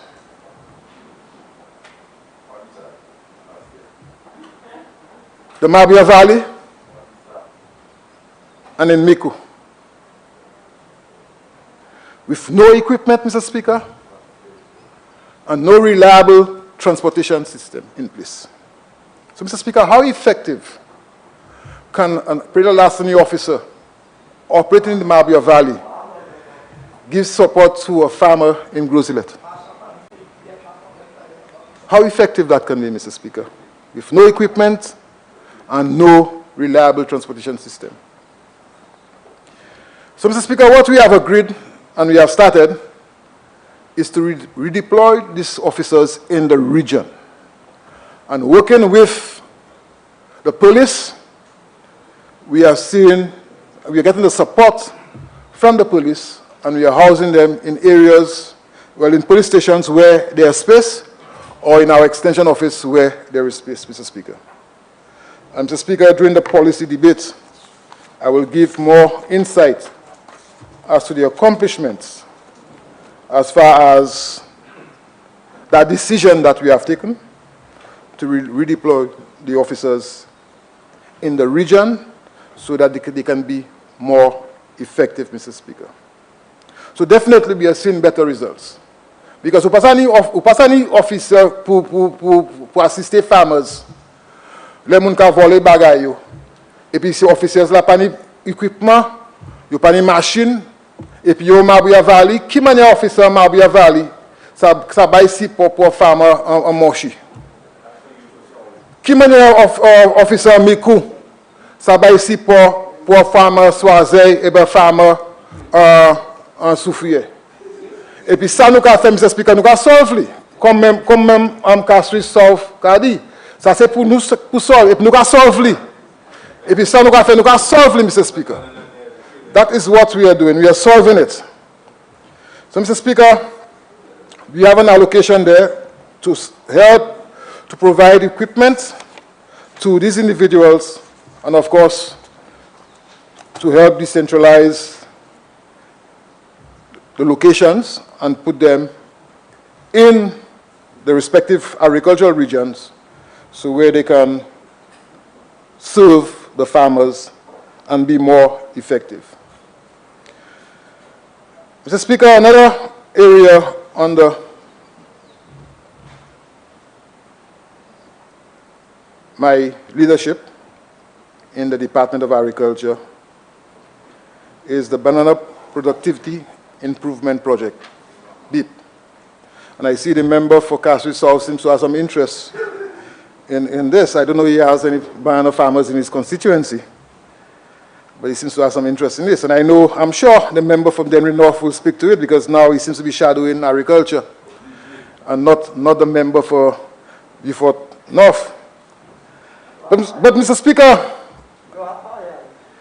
I want to tell you that I've always spoken to the need for us to take a holistic view as it pertains to giving support to our banana farmers. And Mr. Speaker, whilst the previous government only saw the need to give support for the spread of black cicotoca, and I've always lamented my concern that giving support to just spraying black cicotoca would not increase production, it will not increase productivity, Mr. Speaker. And that is why we have, as a government, implemented what we call the Banana Productivity Improvement Project. Total overall cost for that project, Mr. Speaker, is $13,844,126, and I'm referring to 0017 subhead. This year, we have an allocation of $2,661,304 EC dollars allocated for the final year of that project, Mr. Speaker.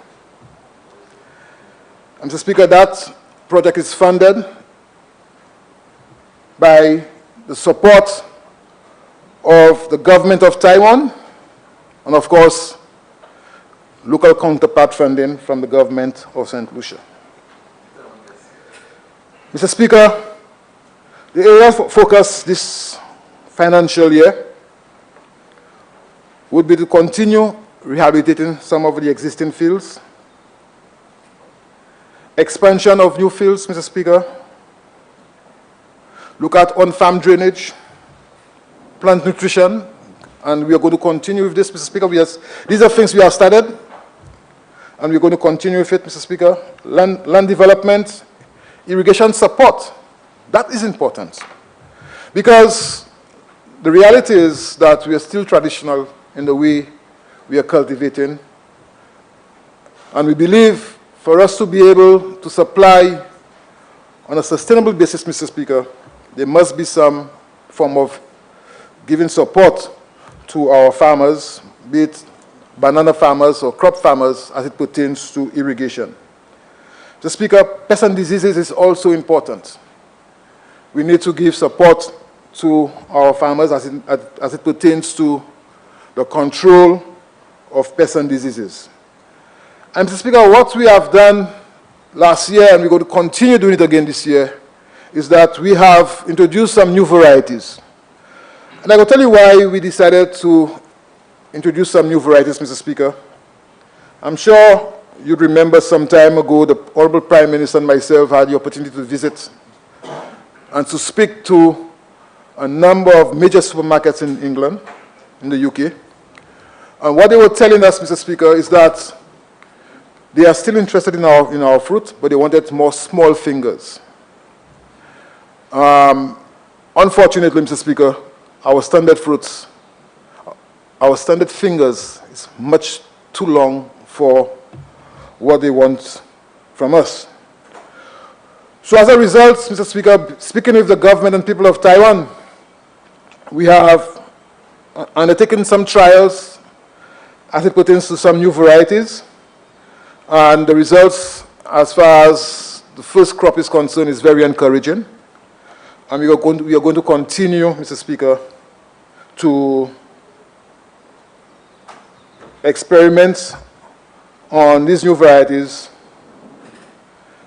and to make sure that we can fulfill the requirement that is required of us, the short fingers. Mr. Speaker, also during this financial year, 2021-2022, we shall see the introduction of a drone technology, and that will enable us to enhance, Mr. Speaker, the control of black cicotoca. Again, one of the challenges that we face, Mr. Speaker, is that the acceleration of getting our farmers UOGRAP certified.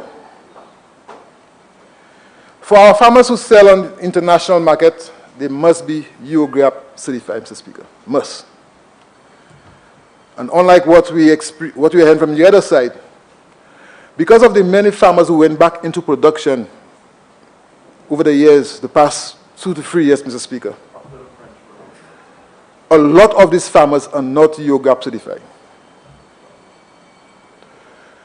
The certification program, Mr. Speaker, only allow the local team on a yearly basis to certify 10% of your UOGRAP certified farmers. So if you have 300 farmers UOGRAP certified for the year, you can only certify 30 farmers for the year. What we realize, Mr. Speaker, we have over 300 farmers who have not been UOGRAP certified. Over 300 farmers. So if you talk about 10 farmers or 30 farmers a year, it will take us 10 years to certify all these farmers, Mr. Speaker.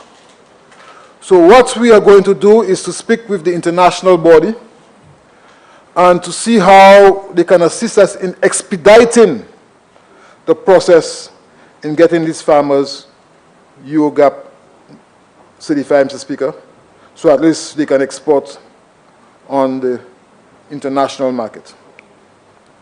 Mr. Speaker, another concern we have, and a serious concern we have, and we saw it happening especially the last 4 months of last year, with the demise of Winfresh UK is that the NFTO is being charged a lot of quality claims. And what's causing that, Mr. Speaker? Because we don't have a Winfresh UK to do the grading and the sorting of the fruits after it is ripe, and to reduce and to remove the poor quality fruits going to the supermarkets. And the fruits are now going directly to the supermarkets, Mr. Speaker. Farmers, well, NFTO is experiencing high quality claims.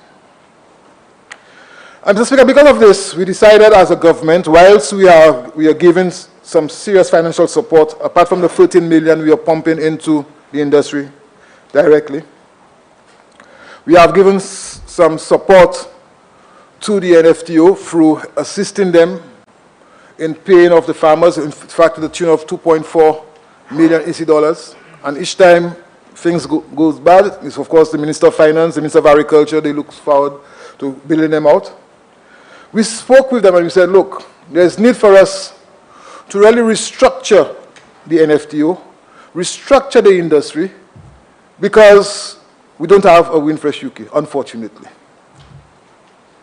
And of course, Mr. Speaker, they agreed, when I say they, the NFTO agreed, with the support of government, to hire a consultant to look at the industry and to come up with options and recommendations how we, and I say we, the government and the NFTO, and the farmers, by extension, can work together in a restructured environment. The consultant came up with 3 options, Mr. Speaker. And I want to say in this Honorable House, the options that was presented to us, the ministry and government, the farmers were involved in it. The farmers were part and parcel of the committee. They were consulted. And the options that came up were, one, that government take over the banana industry. Again, that's option number 1. Option number 1, consultant l'a dit, that gouvernement vie point figue là. C'est ça farmers dit. C'est ça farmers dit consultant là. Quitter gouvernement vie point figue là, parce qu'il n'y a pas de pièce confiance. Et puis ça, NFTO qu'a fait. No confidence in the NFTO. The second option, Mr. Speaker, was for government to go into a MOU, a Memorandum of Understanding, between the NFTO and government to manage the banana industry or to manage the NFTO for a period of 2 years. Complete control by government. Option number 2, c'est pour le gouvernement entre l'agreement et puis farmers, et puis pour le gouvernement manager NFTO pour 2 années. And the third option, Mr. Speaker, troisième option dans le vigné PIA, c'est pour le gouvernement acheter 51% shares of the NFTO. So all the options, Mr. Speaker, speak to government control. We met with the NFTO executive, that's the Ministry of Agriculture, and the consultants, and I invited farmers who are not part and parcel of the executive of the NFTO to discuss these recommendations moving forward, Mr. Speaker. And I made it clear that my cabinet and my prime minister and this government had no interest in taking over the banana industry. We made it clear to them. But we told them that we want to have some input into how things have been done in this new dispensation and what we agreed with. Let's see how we can cut and paste the recommendations and come up with a recommendation that we are comfortable with. And of course, we agreed to review the board of the NFTO and to have a 7-member board, 4 members from the NFTO and 3 members from government. So ça nous d'accord. Nous d'accord that nous avons This coupe as a number of moun qui allait board NFTO. Et puis NFTO a 4 membres. Et puis le gouvernement a 3 membres à la board là. That was agreed by the NFTO. And for us to accomplish this, Mr. Speaker, we had to amend the bylaws. Mr. Speaker, what we agreed also was for us to look at how the NFTO would be responsible for the chairmanship of the new board. And I'm referring to, Mr. Speaker, the BIP, the Banner Enhancement Productivity Project. That is what I'm dealing with, bananas. That's what I'm dealing with, Mr. Speaker. So, Mr. Speaker, unfortunately, my cabinet did not agree with the chairmanship going to the NFTO, and I'm hoping that the leadership of the NFTO would educate the farmers as to the benefit of our recommendation moving forward. Mr. Speaker, whilst we have allocated $2.661 million, I'm using wrong figures, in this year's estimate, to again continue to assist our farmers, we have been approached by the NFTO for support as to the tune of $8 million, Mr. Speaker, and then they revised it to $1.9 million. I want to say, Mr. Speaker, they have requested a guarantee from government, and my cabinet have no problem in providing that guarantee. Of course, we want to satisfy ourselves that we not only look at the whole question of a short-term gap as far as resolving the problems of the NFTO, we will have to look at it from a holistic point of view, Mr. Speaker. And we are willing to continue discussions with the leadership of the NFTO to see how we can accomplish this, Mr. Speaker. But, Mr. Speaker, in the policy discussion, I will give more input into it, and I'm sure those on the opposite would have more questions to ask as it pertains to the NFTO and, of course, the banana industry. Mr. Speaker, subhead 012, crop development. Under that subhead, Mr. Speaker, 0265, expansion of food crop. An allocation this year, Mr. Speaker, of $2,766,924 is being allocated for this financial year. Again, Mr. Speaker, I want to report that we are getting support from the government of Taiwan for that project, and of course, local funding as counterpart funding. Mr. Speaker, the objective of that project is to reduce on the importation of 7 crops we have identified. When we look at our importation over the period for the past 5 years, Mr. Speaker, we realize there are a number of crops that we can cultivate, what we call the traditional crops, that we can cultivate, Mr. Speaker, if we give support to our crop farmers. And that is why we have decided that we are going to give support to our crop farmers, Mr. Speaker. And that is why we approach the government of Taiwan, and they have agreed to implement a free-air project as it pertains to this program, Mr. Speaker. Mr. Speaker, we have started, and the area of focus have been training our farmers, training our officers in good agricultural practices. We have given support to our farmers in the establishment of pack houses.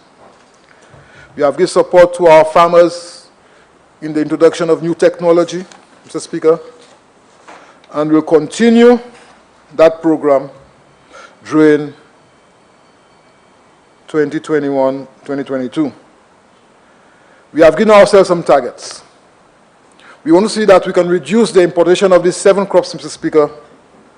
And of course, working with the hotel and tourism industry, where we can provide on a sustainable basis crops to that subsector and, of course, to our general population. Mr. Speaker, I'm sure the farmers that are participating in that program have expressed satisfaction, and I'm sure as we continue to implement that program, we shall see the results that we have set ourselves, the targets, shall see we are accomplishing the targets we have set ourselves, Mr. Speaker. Mr. Speaker, another very interesting project under the Department of Agriculture is the Viewfort Water Supply Development,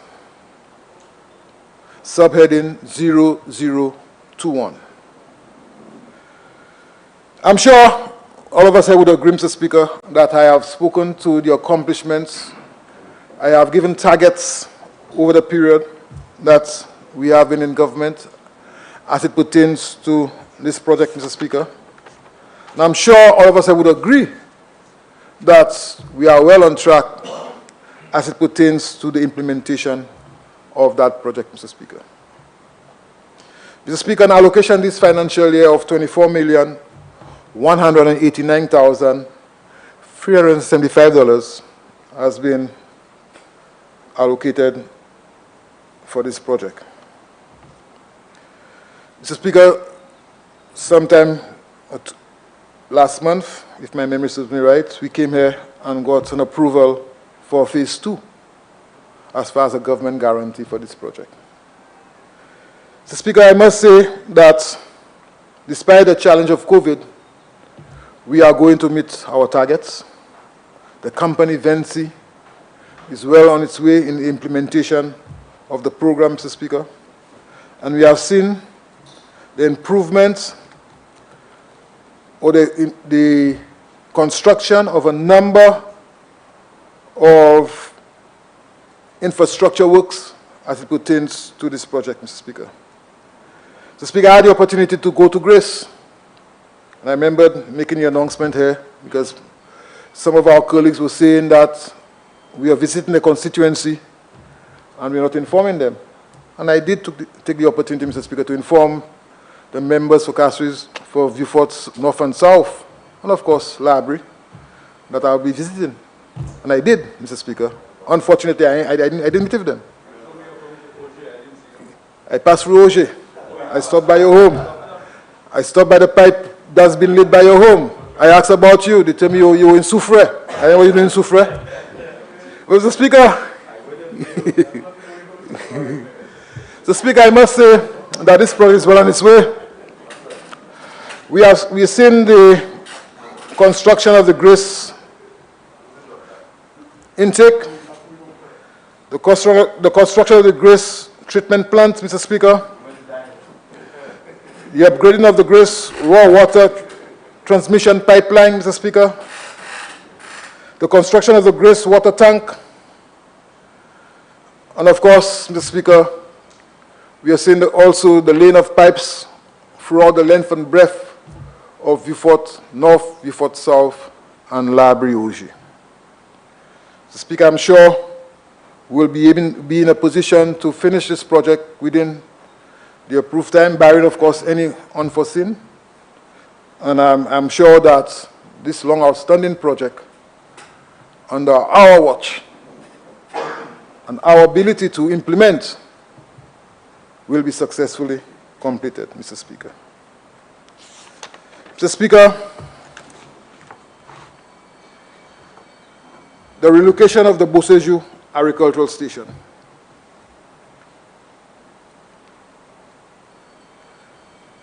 Subheading 0299. An allocation of $1,416,592. Mr. Speaker, we have, for the past year, built the stockman shed. We have built the warehouse. We have built the swine maternity unit. We have built the swine fattening unit. We have built the sheep and goat maternity and fattening unit. We have established the access road, Mr. Speaker. We have put in some of the services like water, electricity. Mr. Speaker. Mr. Speaker, what we need to finish for us to start the operations at Wallet in the constituency of Miku North, am I correct, Prime Minister? Miku North is the watchman shed, the administrative building, and the fencing. So we've seen an allocation of $1,416,592 in this allocation, Mr. Speaker, in this financial year for the completion of this project. Mr. Speaker, I must say that I'm happy that we have relocated Boseju. And what are the benefits? We have been able to acquire, and now we will be operating 100 acres of land in that area. We have decided, we have moved from 32 acres to 100 acres. At Boseju, the farm was on 32 acres. So now we have more land to work with. What we have agreed, Mr. Speaker, is that we are going to move away from competing with our farmers. Because what was happening in Boseju, Mr. Speaker, is that every year you'll find that people will go to Boseju and buy live animals to slaughter for Christmas, competing with our farmers. What we have agreed as a ministry, what we have agreed as a government, we should discontinue that practice and allow the private farmers, the small farmers, Mr. Speaker, to be engaged in that activity. What we are doing is to do more research, not only for livestock, but also for crops. Because we believe that there's need for us to look at the testing of products, and I say products, Mr. Speaker, I also say chemicals, because now we are more health conscious in the production of food. Food safety is critical for us. So now we are going to do a lot of experiments at Wallet, be it crops, livestock, feed, and whatever that we believe that will impact positively the agricultural sector, Mr. Speaker. Honourable Member, you have 15 minutes in which to complete your presentation. Sure. Okay, Mr. Speaker. So, Mr. Speaker, I'm happy that we are well on our way as it pertains to the establishment of the Wallet Agricultural Farm, Mr. Speaker. Mr. Speaker, I'll speak to the other areas on the policy. I just want quickly to speak to some of the projects and the provision in the estimates as it pertains to the constituency of Babono, which I, of course, will be there for another 5 years.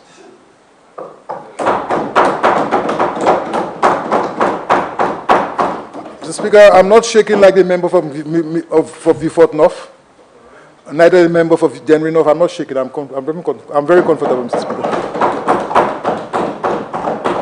Neither the leader of the opposition, Mr. Speaker. I'm not shaking like them, Mr. Speaker.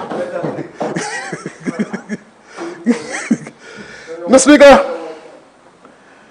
under the National Road Rehabilitation Program, page 571, subhead 0340, an allocation has been made for the improvement of roads, and of course we have been speaking about it. You hear the discussion. I mean, give the people the money. Do not do the roads. You know, in my constituency, Mr. Speaker, some of the operators will go out and tell the government should give you the money in your hand and do not do the roads, do not create employment, Mr. Speaker. But how can you sustain that, Mr. Speaker? How can a government sustain giving people money? And that same governor telling give people money, they could not raise money in good times. And you heard the leader of the opposition today say, Mr. Speaker, if they're there, they will not be able to raise money. He already telling you, Mr. Speaker, he will not be able to raise money. So why put him there? When they were there in good time, they couldn't raise money. But leader of the opposition come in this honorable house this morning and tell you, if they get there, they will not be able to raise money. So what will you do for the people? How will you implement program if you're already telling the people of St. Lucia you can raise money?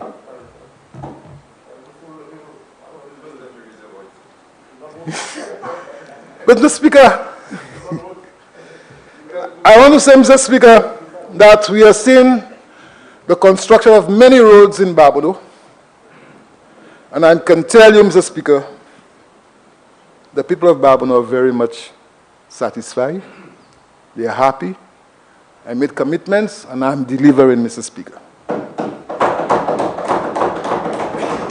And I'll discuss this more. Mr. Speaker, the Laguerre School. Page 52. No, sorry, project head 52. Page 585.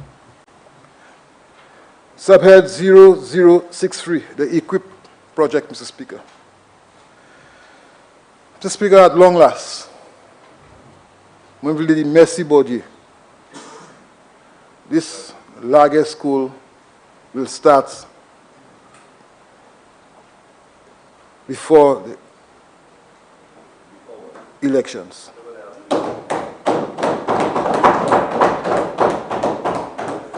You see,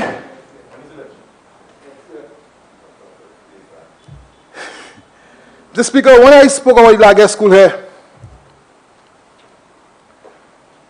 the leader of the opposition, member for Castries East, told us why they did not build a school in Laguerre.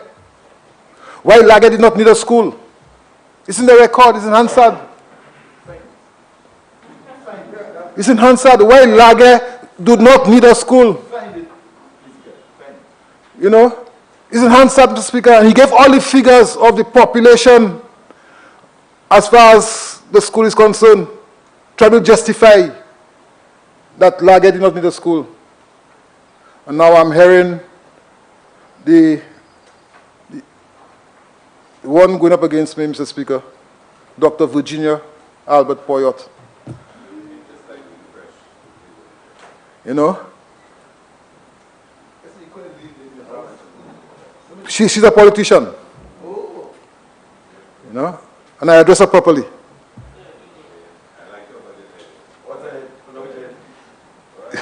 0063. Speaking to 0063. Speaking to the need for Laguerre to have a school, Mr. Speaker. And I say, what's the hypocrisy, Mr. Speaker? What's the hypocrisy, Mr. Speaker? But she was not a teacher when she was chairman of the Barbados District Council. She was not a teacher when she was the de facto minister of parliamentary representative of Barbados. She did not know about a school for Laguerre. She did not agitate for the school for Laguerre at the time. Mr. Speaker, I want to tell you, I want to tell this honorable House that I'm happy that the commitments I made to the people of Laguerre and the people of Barbados, we shall see the commencement of the new school in Laguerre, and I will be there. I will be there to open that school, Mr. Speaker, because it's not going to finish before elections. I will be there, Mr. Speaker. Mr. Speaker, another area that we're looking at is the question of agricultural lands. And my colleague, the Minister responsible for physical planning, spoke to it, acquisition. I want to report, Mr. Speaker, that based on discussion with the Honorable Prime Minister, Minister of Finance, we are well on our way, Mr. Speaker, to acquire the Mackay lands. A land that is in receivership, and we know we have a number of farmers cultivating in that area, and we are going to acquire the Mackay lands to make sure, Mr. Speaker, that these farmers would have a place to continue to be involved in agriculture. And I'll give more details during the policy discussion, Mr. Speaker. Mr. Speaker, I see you looking at the time, but I have more to say. But I think that in closing, Mr. Speaker, I want to express my appreciation to all those that have given support to my ministry, the government of Taiwan, Mr. Speaker, the ambassador, the people of Taiwan, the leadership in the ministry, Mr. Speaker, the many organizations that are involved in supporting our many programs, ICA, FAO, OECS, CARDI, Mr. Speaker. I want to say, Mr. Speaker, that my staff is very energized. And of course, with their support and the support of government, we have been able to accomplish what we have been able to accomplish over the period, Mr. Speaker. I'm sure that the farmers are happy. Based on the figures, we are seeing that more and more farmers are requesting support from my government, and I'm sure with the support of my Minister of Finance and my cabinet colleagues, we would be able to give the support that is being asked of us. So, Mr. Speaker, I will say again, I am giving support to this motion, and I'm looking forward to the implementation of the many programs that have been articulated, especially those under my department. I thank you very much, Mr. Speaker.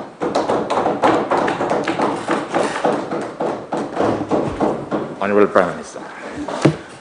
Speaker, I propose that we suspend the House for lunch until 1:30.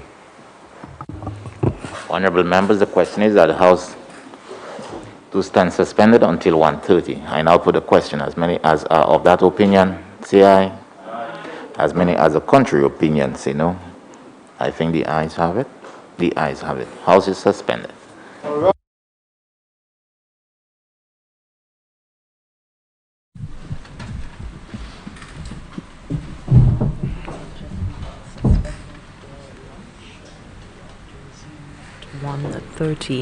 The debates on the estimates of expenditure for 2021-2022 have begun today, and they will continue for the rest of the week. We heard so far in the debate since opening this morning from the leader of the parliamentary opposition, Honorable Philip J. Pierre. We also heard from the member for Soufrière Fonsejac, Honorable Herod Stanislas, who's also the Minister for Planning, and just now concluding his delivery, his presentation, the member for Babonneau, Honorable Ezekiel Joseph, also Minister for Agriculture, and the two latter speaking specifically on allocations being made not only for their ministries but also for their constituencies. And just to go over, we heard from just to begin, and overall, the budget allocation as announced by the Prime Minister is at $1.6 billion. Just yesterday, he indicated that this $1.639 billion is inclusive of refunds of $9.5 million and principal repayment of $125.8 million. The total expenditure, which includes refunds and principal payments, is estimated at $1.503 billion, while total revenue and grants is projected at $1.1 billion. And when you do the math, the overall deficit is $383 million, and that's the equivalent of 7.9% of the GDP. That is a 4.3% of GDP as the primary deficit. The revenue, the total revenue and grants projected is at $1.1 $1.9 billion, representing an increase of 23% or 211.2 million above the preliminary outturn for the fiscal year. So that is what the Prime Minister presented just yesterday, and today we're so far seeing the budget debates. To go to the delivery from the member for Soufrière Forcé Jacques, Honorable Stanislas, he did speak to his ministry in terms of their allocation, in terms of recurrent expenditure. They have been allocated $12,200,000 for, of course, their subvention, and to also facilitate, quite importantly, the Development Control Authority, them becoming an independent statutory body. $158,000 to facilitate the 2% salary increase for staff agreed to in the last negotiation, and that 2% increase is, of course, across the board.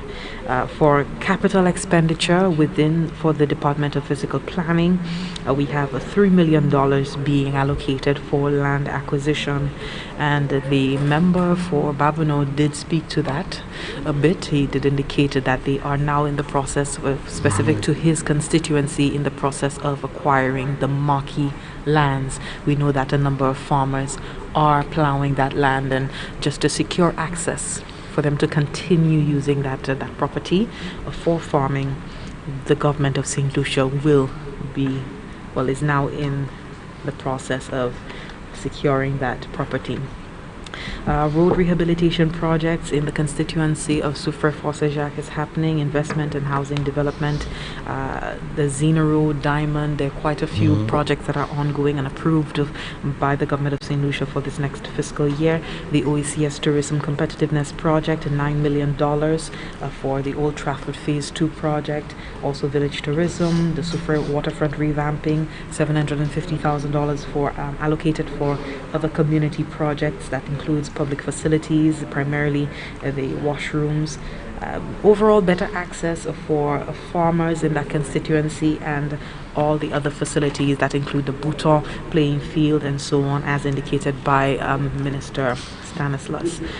We also have the update from the member for Babonneau. Just quickly, he did speak to allocations for his ministry. Agriculture, $780,725 being allocated for the continuation of the predial larceny program.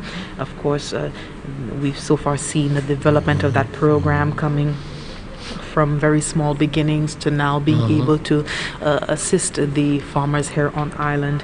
Again, the land acquisition, as I indicated earlier, and also allocations for the agricultural transformation program, that's $640,000, and also for the project management unit in the sum of $250,000. Carlton, before I hand over to you, I just want to remind the general public of the adjustments today in the COVID-19 legislation. Effective today, Wednesday 17th March, the curfew has been adjusted and now imposed from 9 p.m. to 4 a.m. daily. And also from the 2nd to the 5th of April, the curfew is imposed from 7 p.m. to 4 a.m. to discourage gatherings at night during that holiday weekend. A person who does not comply with the curfew imposed under the sub-regulation 1 and 2, they are liable on summary conviction of a fine not exceeding $10,000 or imprisonment for a term not exceeding 6 months. Also adjusted is business operations, businesses, establishments, and offices. They must cease operations by 8 p.m. effective today, each day, with the exception of Easter holiday weekend from the 2nd to the 5th of April, where they must cease operations at 6 p.m. So we do hope all the viewers are taking that into consideration as we continue on with the debates on the estimates of expenditure. Et puis, oui, Jessie, quand vraiment qu'ils savent, nous ici à sous deuxième jour à vini pour estimation budget et ça qui était point coup mardi c'est nous qu'on l'habitude tous les défactions cabinet et puis c'est net joindre mais aujourd'hui c'est les budget commencer nous t'en hot premier ministre là combien budget y pour l'année ça aller en l'autre l'année ça c'est l'année 2021 pour 2022 et nous qu'a parler dit 1.6 39 billions de dollars. Ça c'est budget pour l'année.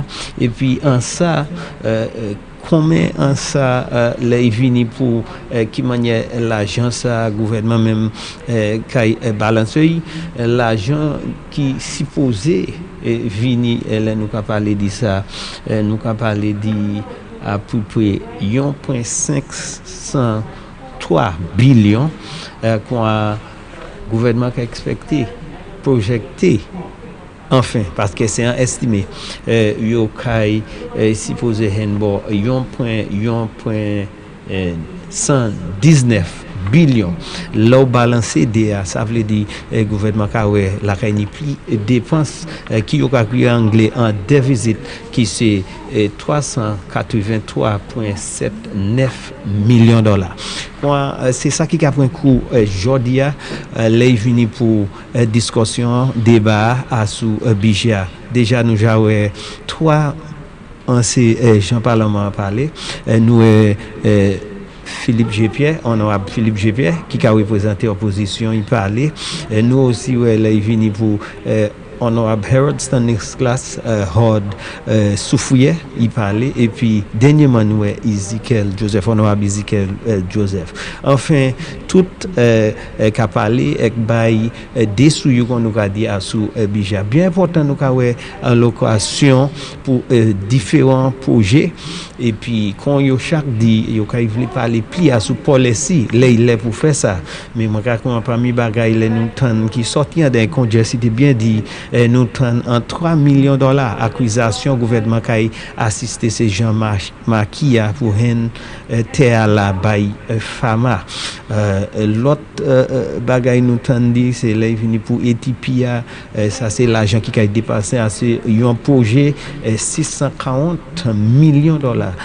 Nous tenons ministre ça pour agriculture pour un projet qu'on nous aussi tenons les venus pour projet en bas agricole les venus pour ces gens qui a volé manger fama et puis nous tenons monsieur Ezekiel dit projet ça c'est qui en succès qui yo kay continue moi en tout nous avons une petite discussion ici déjà il y a cassé pour déjeuner et nous avons vu ici pour plus information bien important aujourd'hui on savent les venir pour protocole aussi Jesse mentionnait ça bien vitement nous avons date qui à présent curfew ka bout à 9h, curfew ka bout à 9h et ça a commencé au soir 9h pour 4h parmi l'autre développement pour Pâques nous avons plus d'informations là ça mais business yo kay adjuster qui kay vie normal après week-end Pâques là quand nous encourager qu'on nous venir et puis nous espérer qu'on ces gens a casser pour déjeuner pour rester ici et puis nous NTN quand nous allons continuer ba au développement avec information qu'on a point cours ici en kay consult changer encore messieurs ça c'est ça fois aux affaires nous avec nous ici à kay ba ou information ça. And we want to close with the words of the Prime Minister indicated yesterday. He did remind St. Lucians that the road ahead is highly uncertain and it will test the fortitude and resilience of our nation. A $1.6 billion budget. We have the expenditure being in the sum of the expenditure inclusive of principal payments being 1.639 and just to give some persons a quick understanding of the expense, the wages and salaries, personnel cost, it continues to be our largest single item of expenditure at the total sum this coming fiscal year of $574 million. Also debt service $300 million, and in terms of capital expenditure we have capital expenditure $394.5 million. Later on, when we do have the resumption of the proceedings today, we will be having Mr. Hutchinson, I believe, and he will get into a bit more detail in terms of the allocations. Stay tuned for the parliamentary proceedings, which will resume at 1:30 this afternoon. We go back to studio at this time.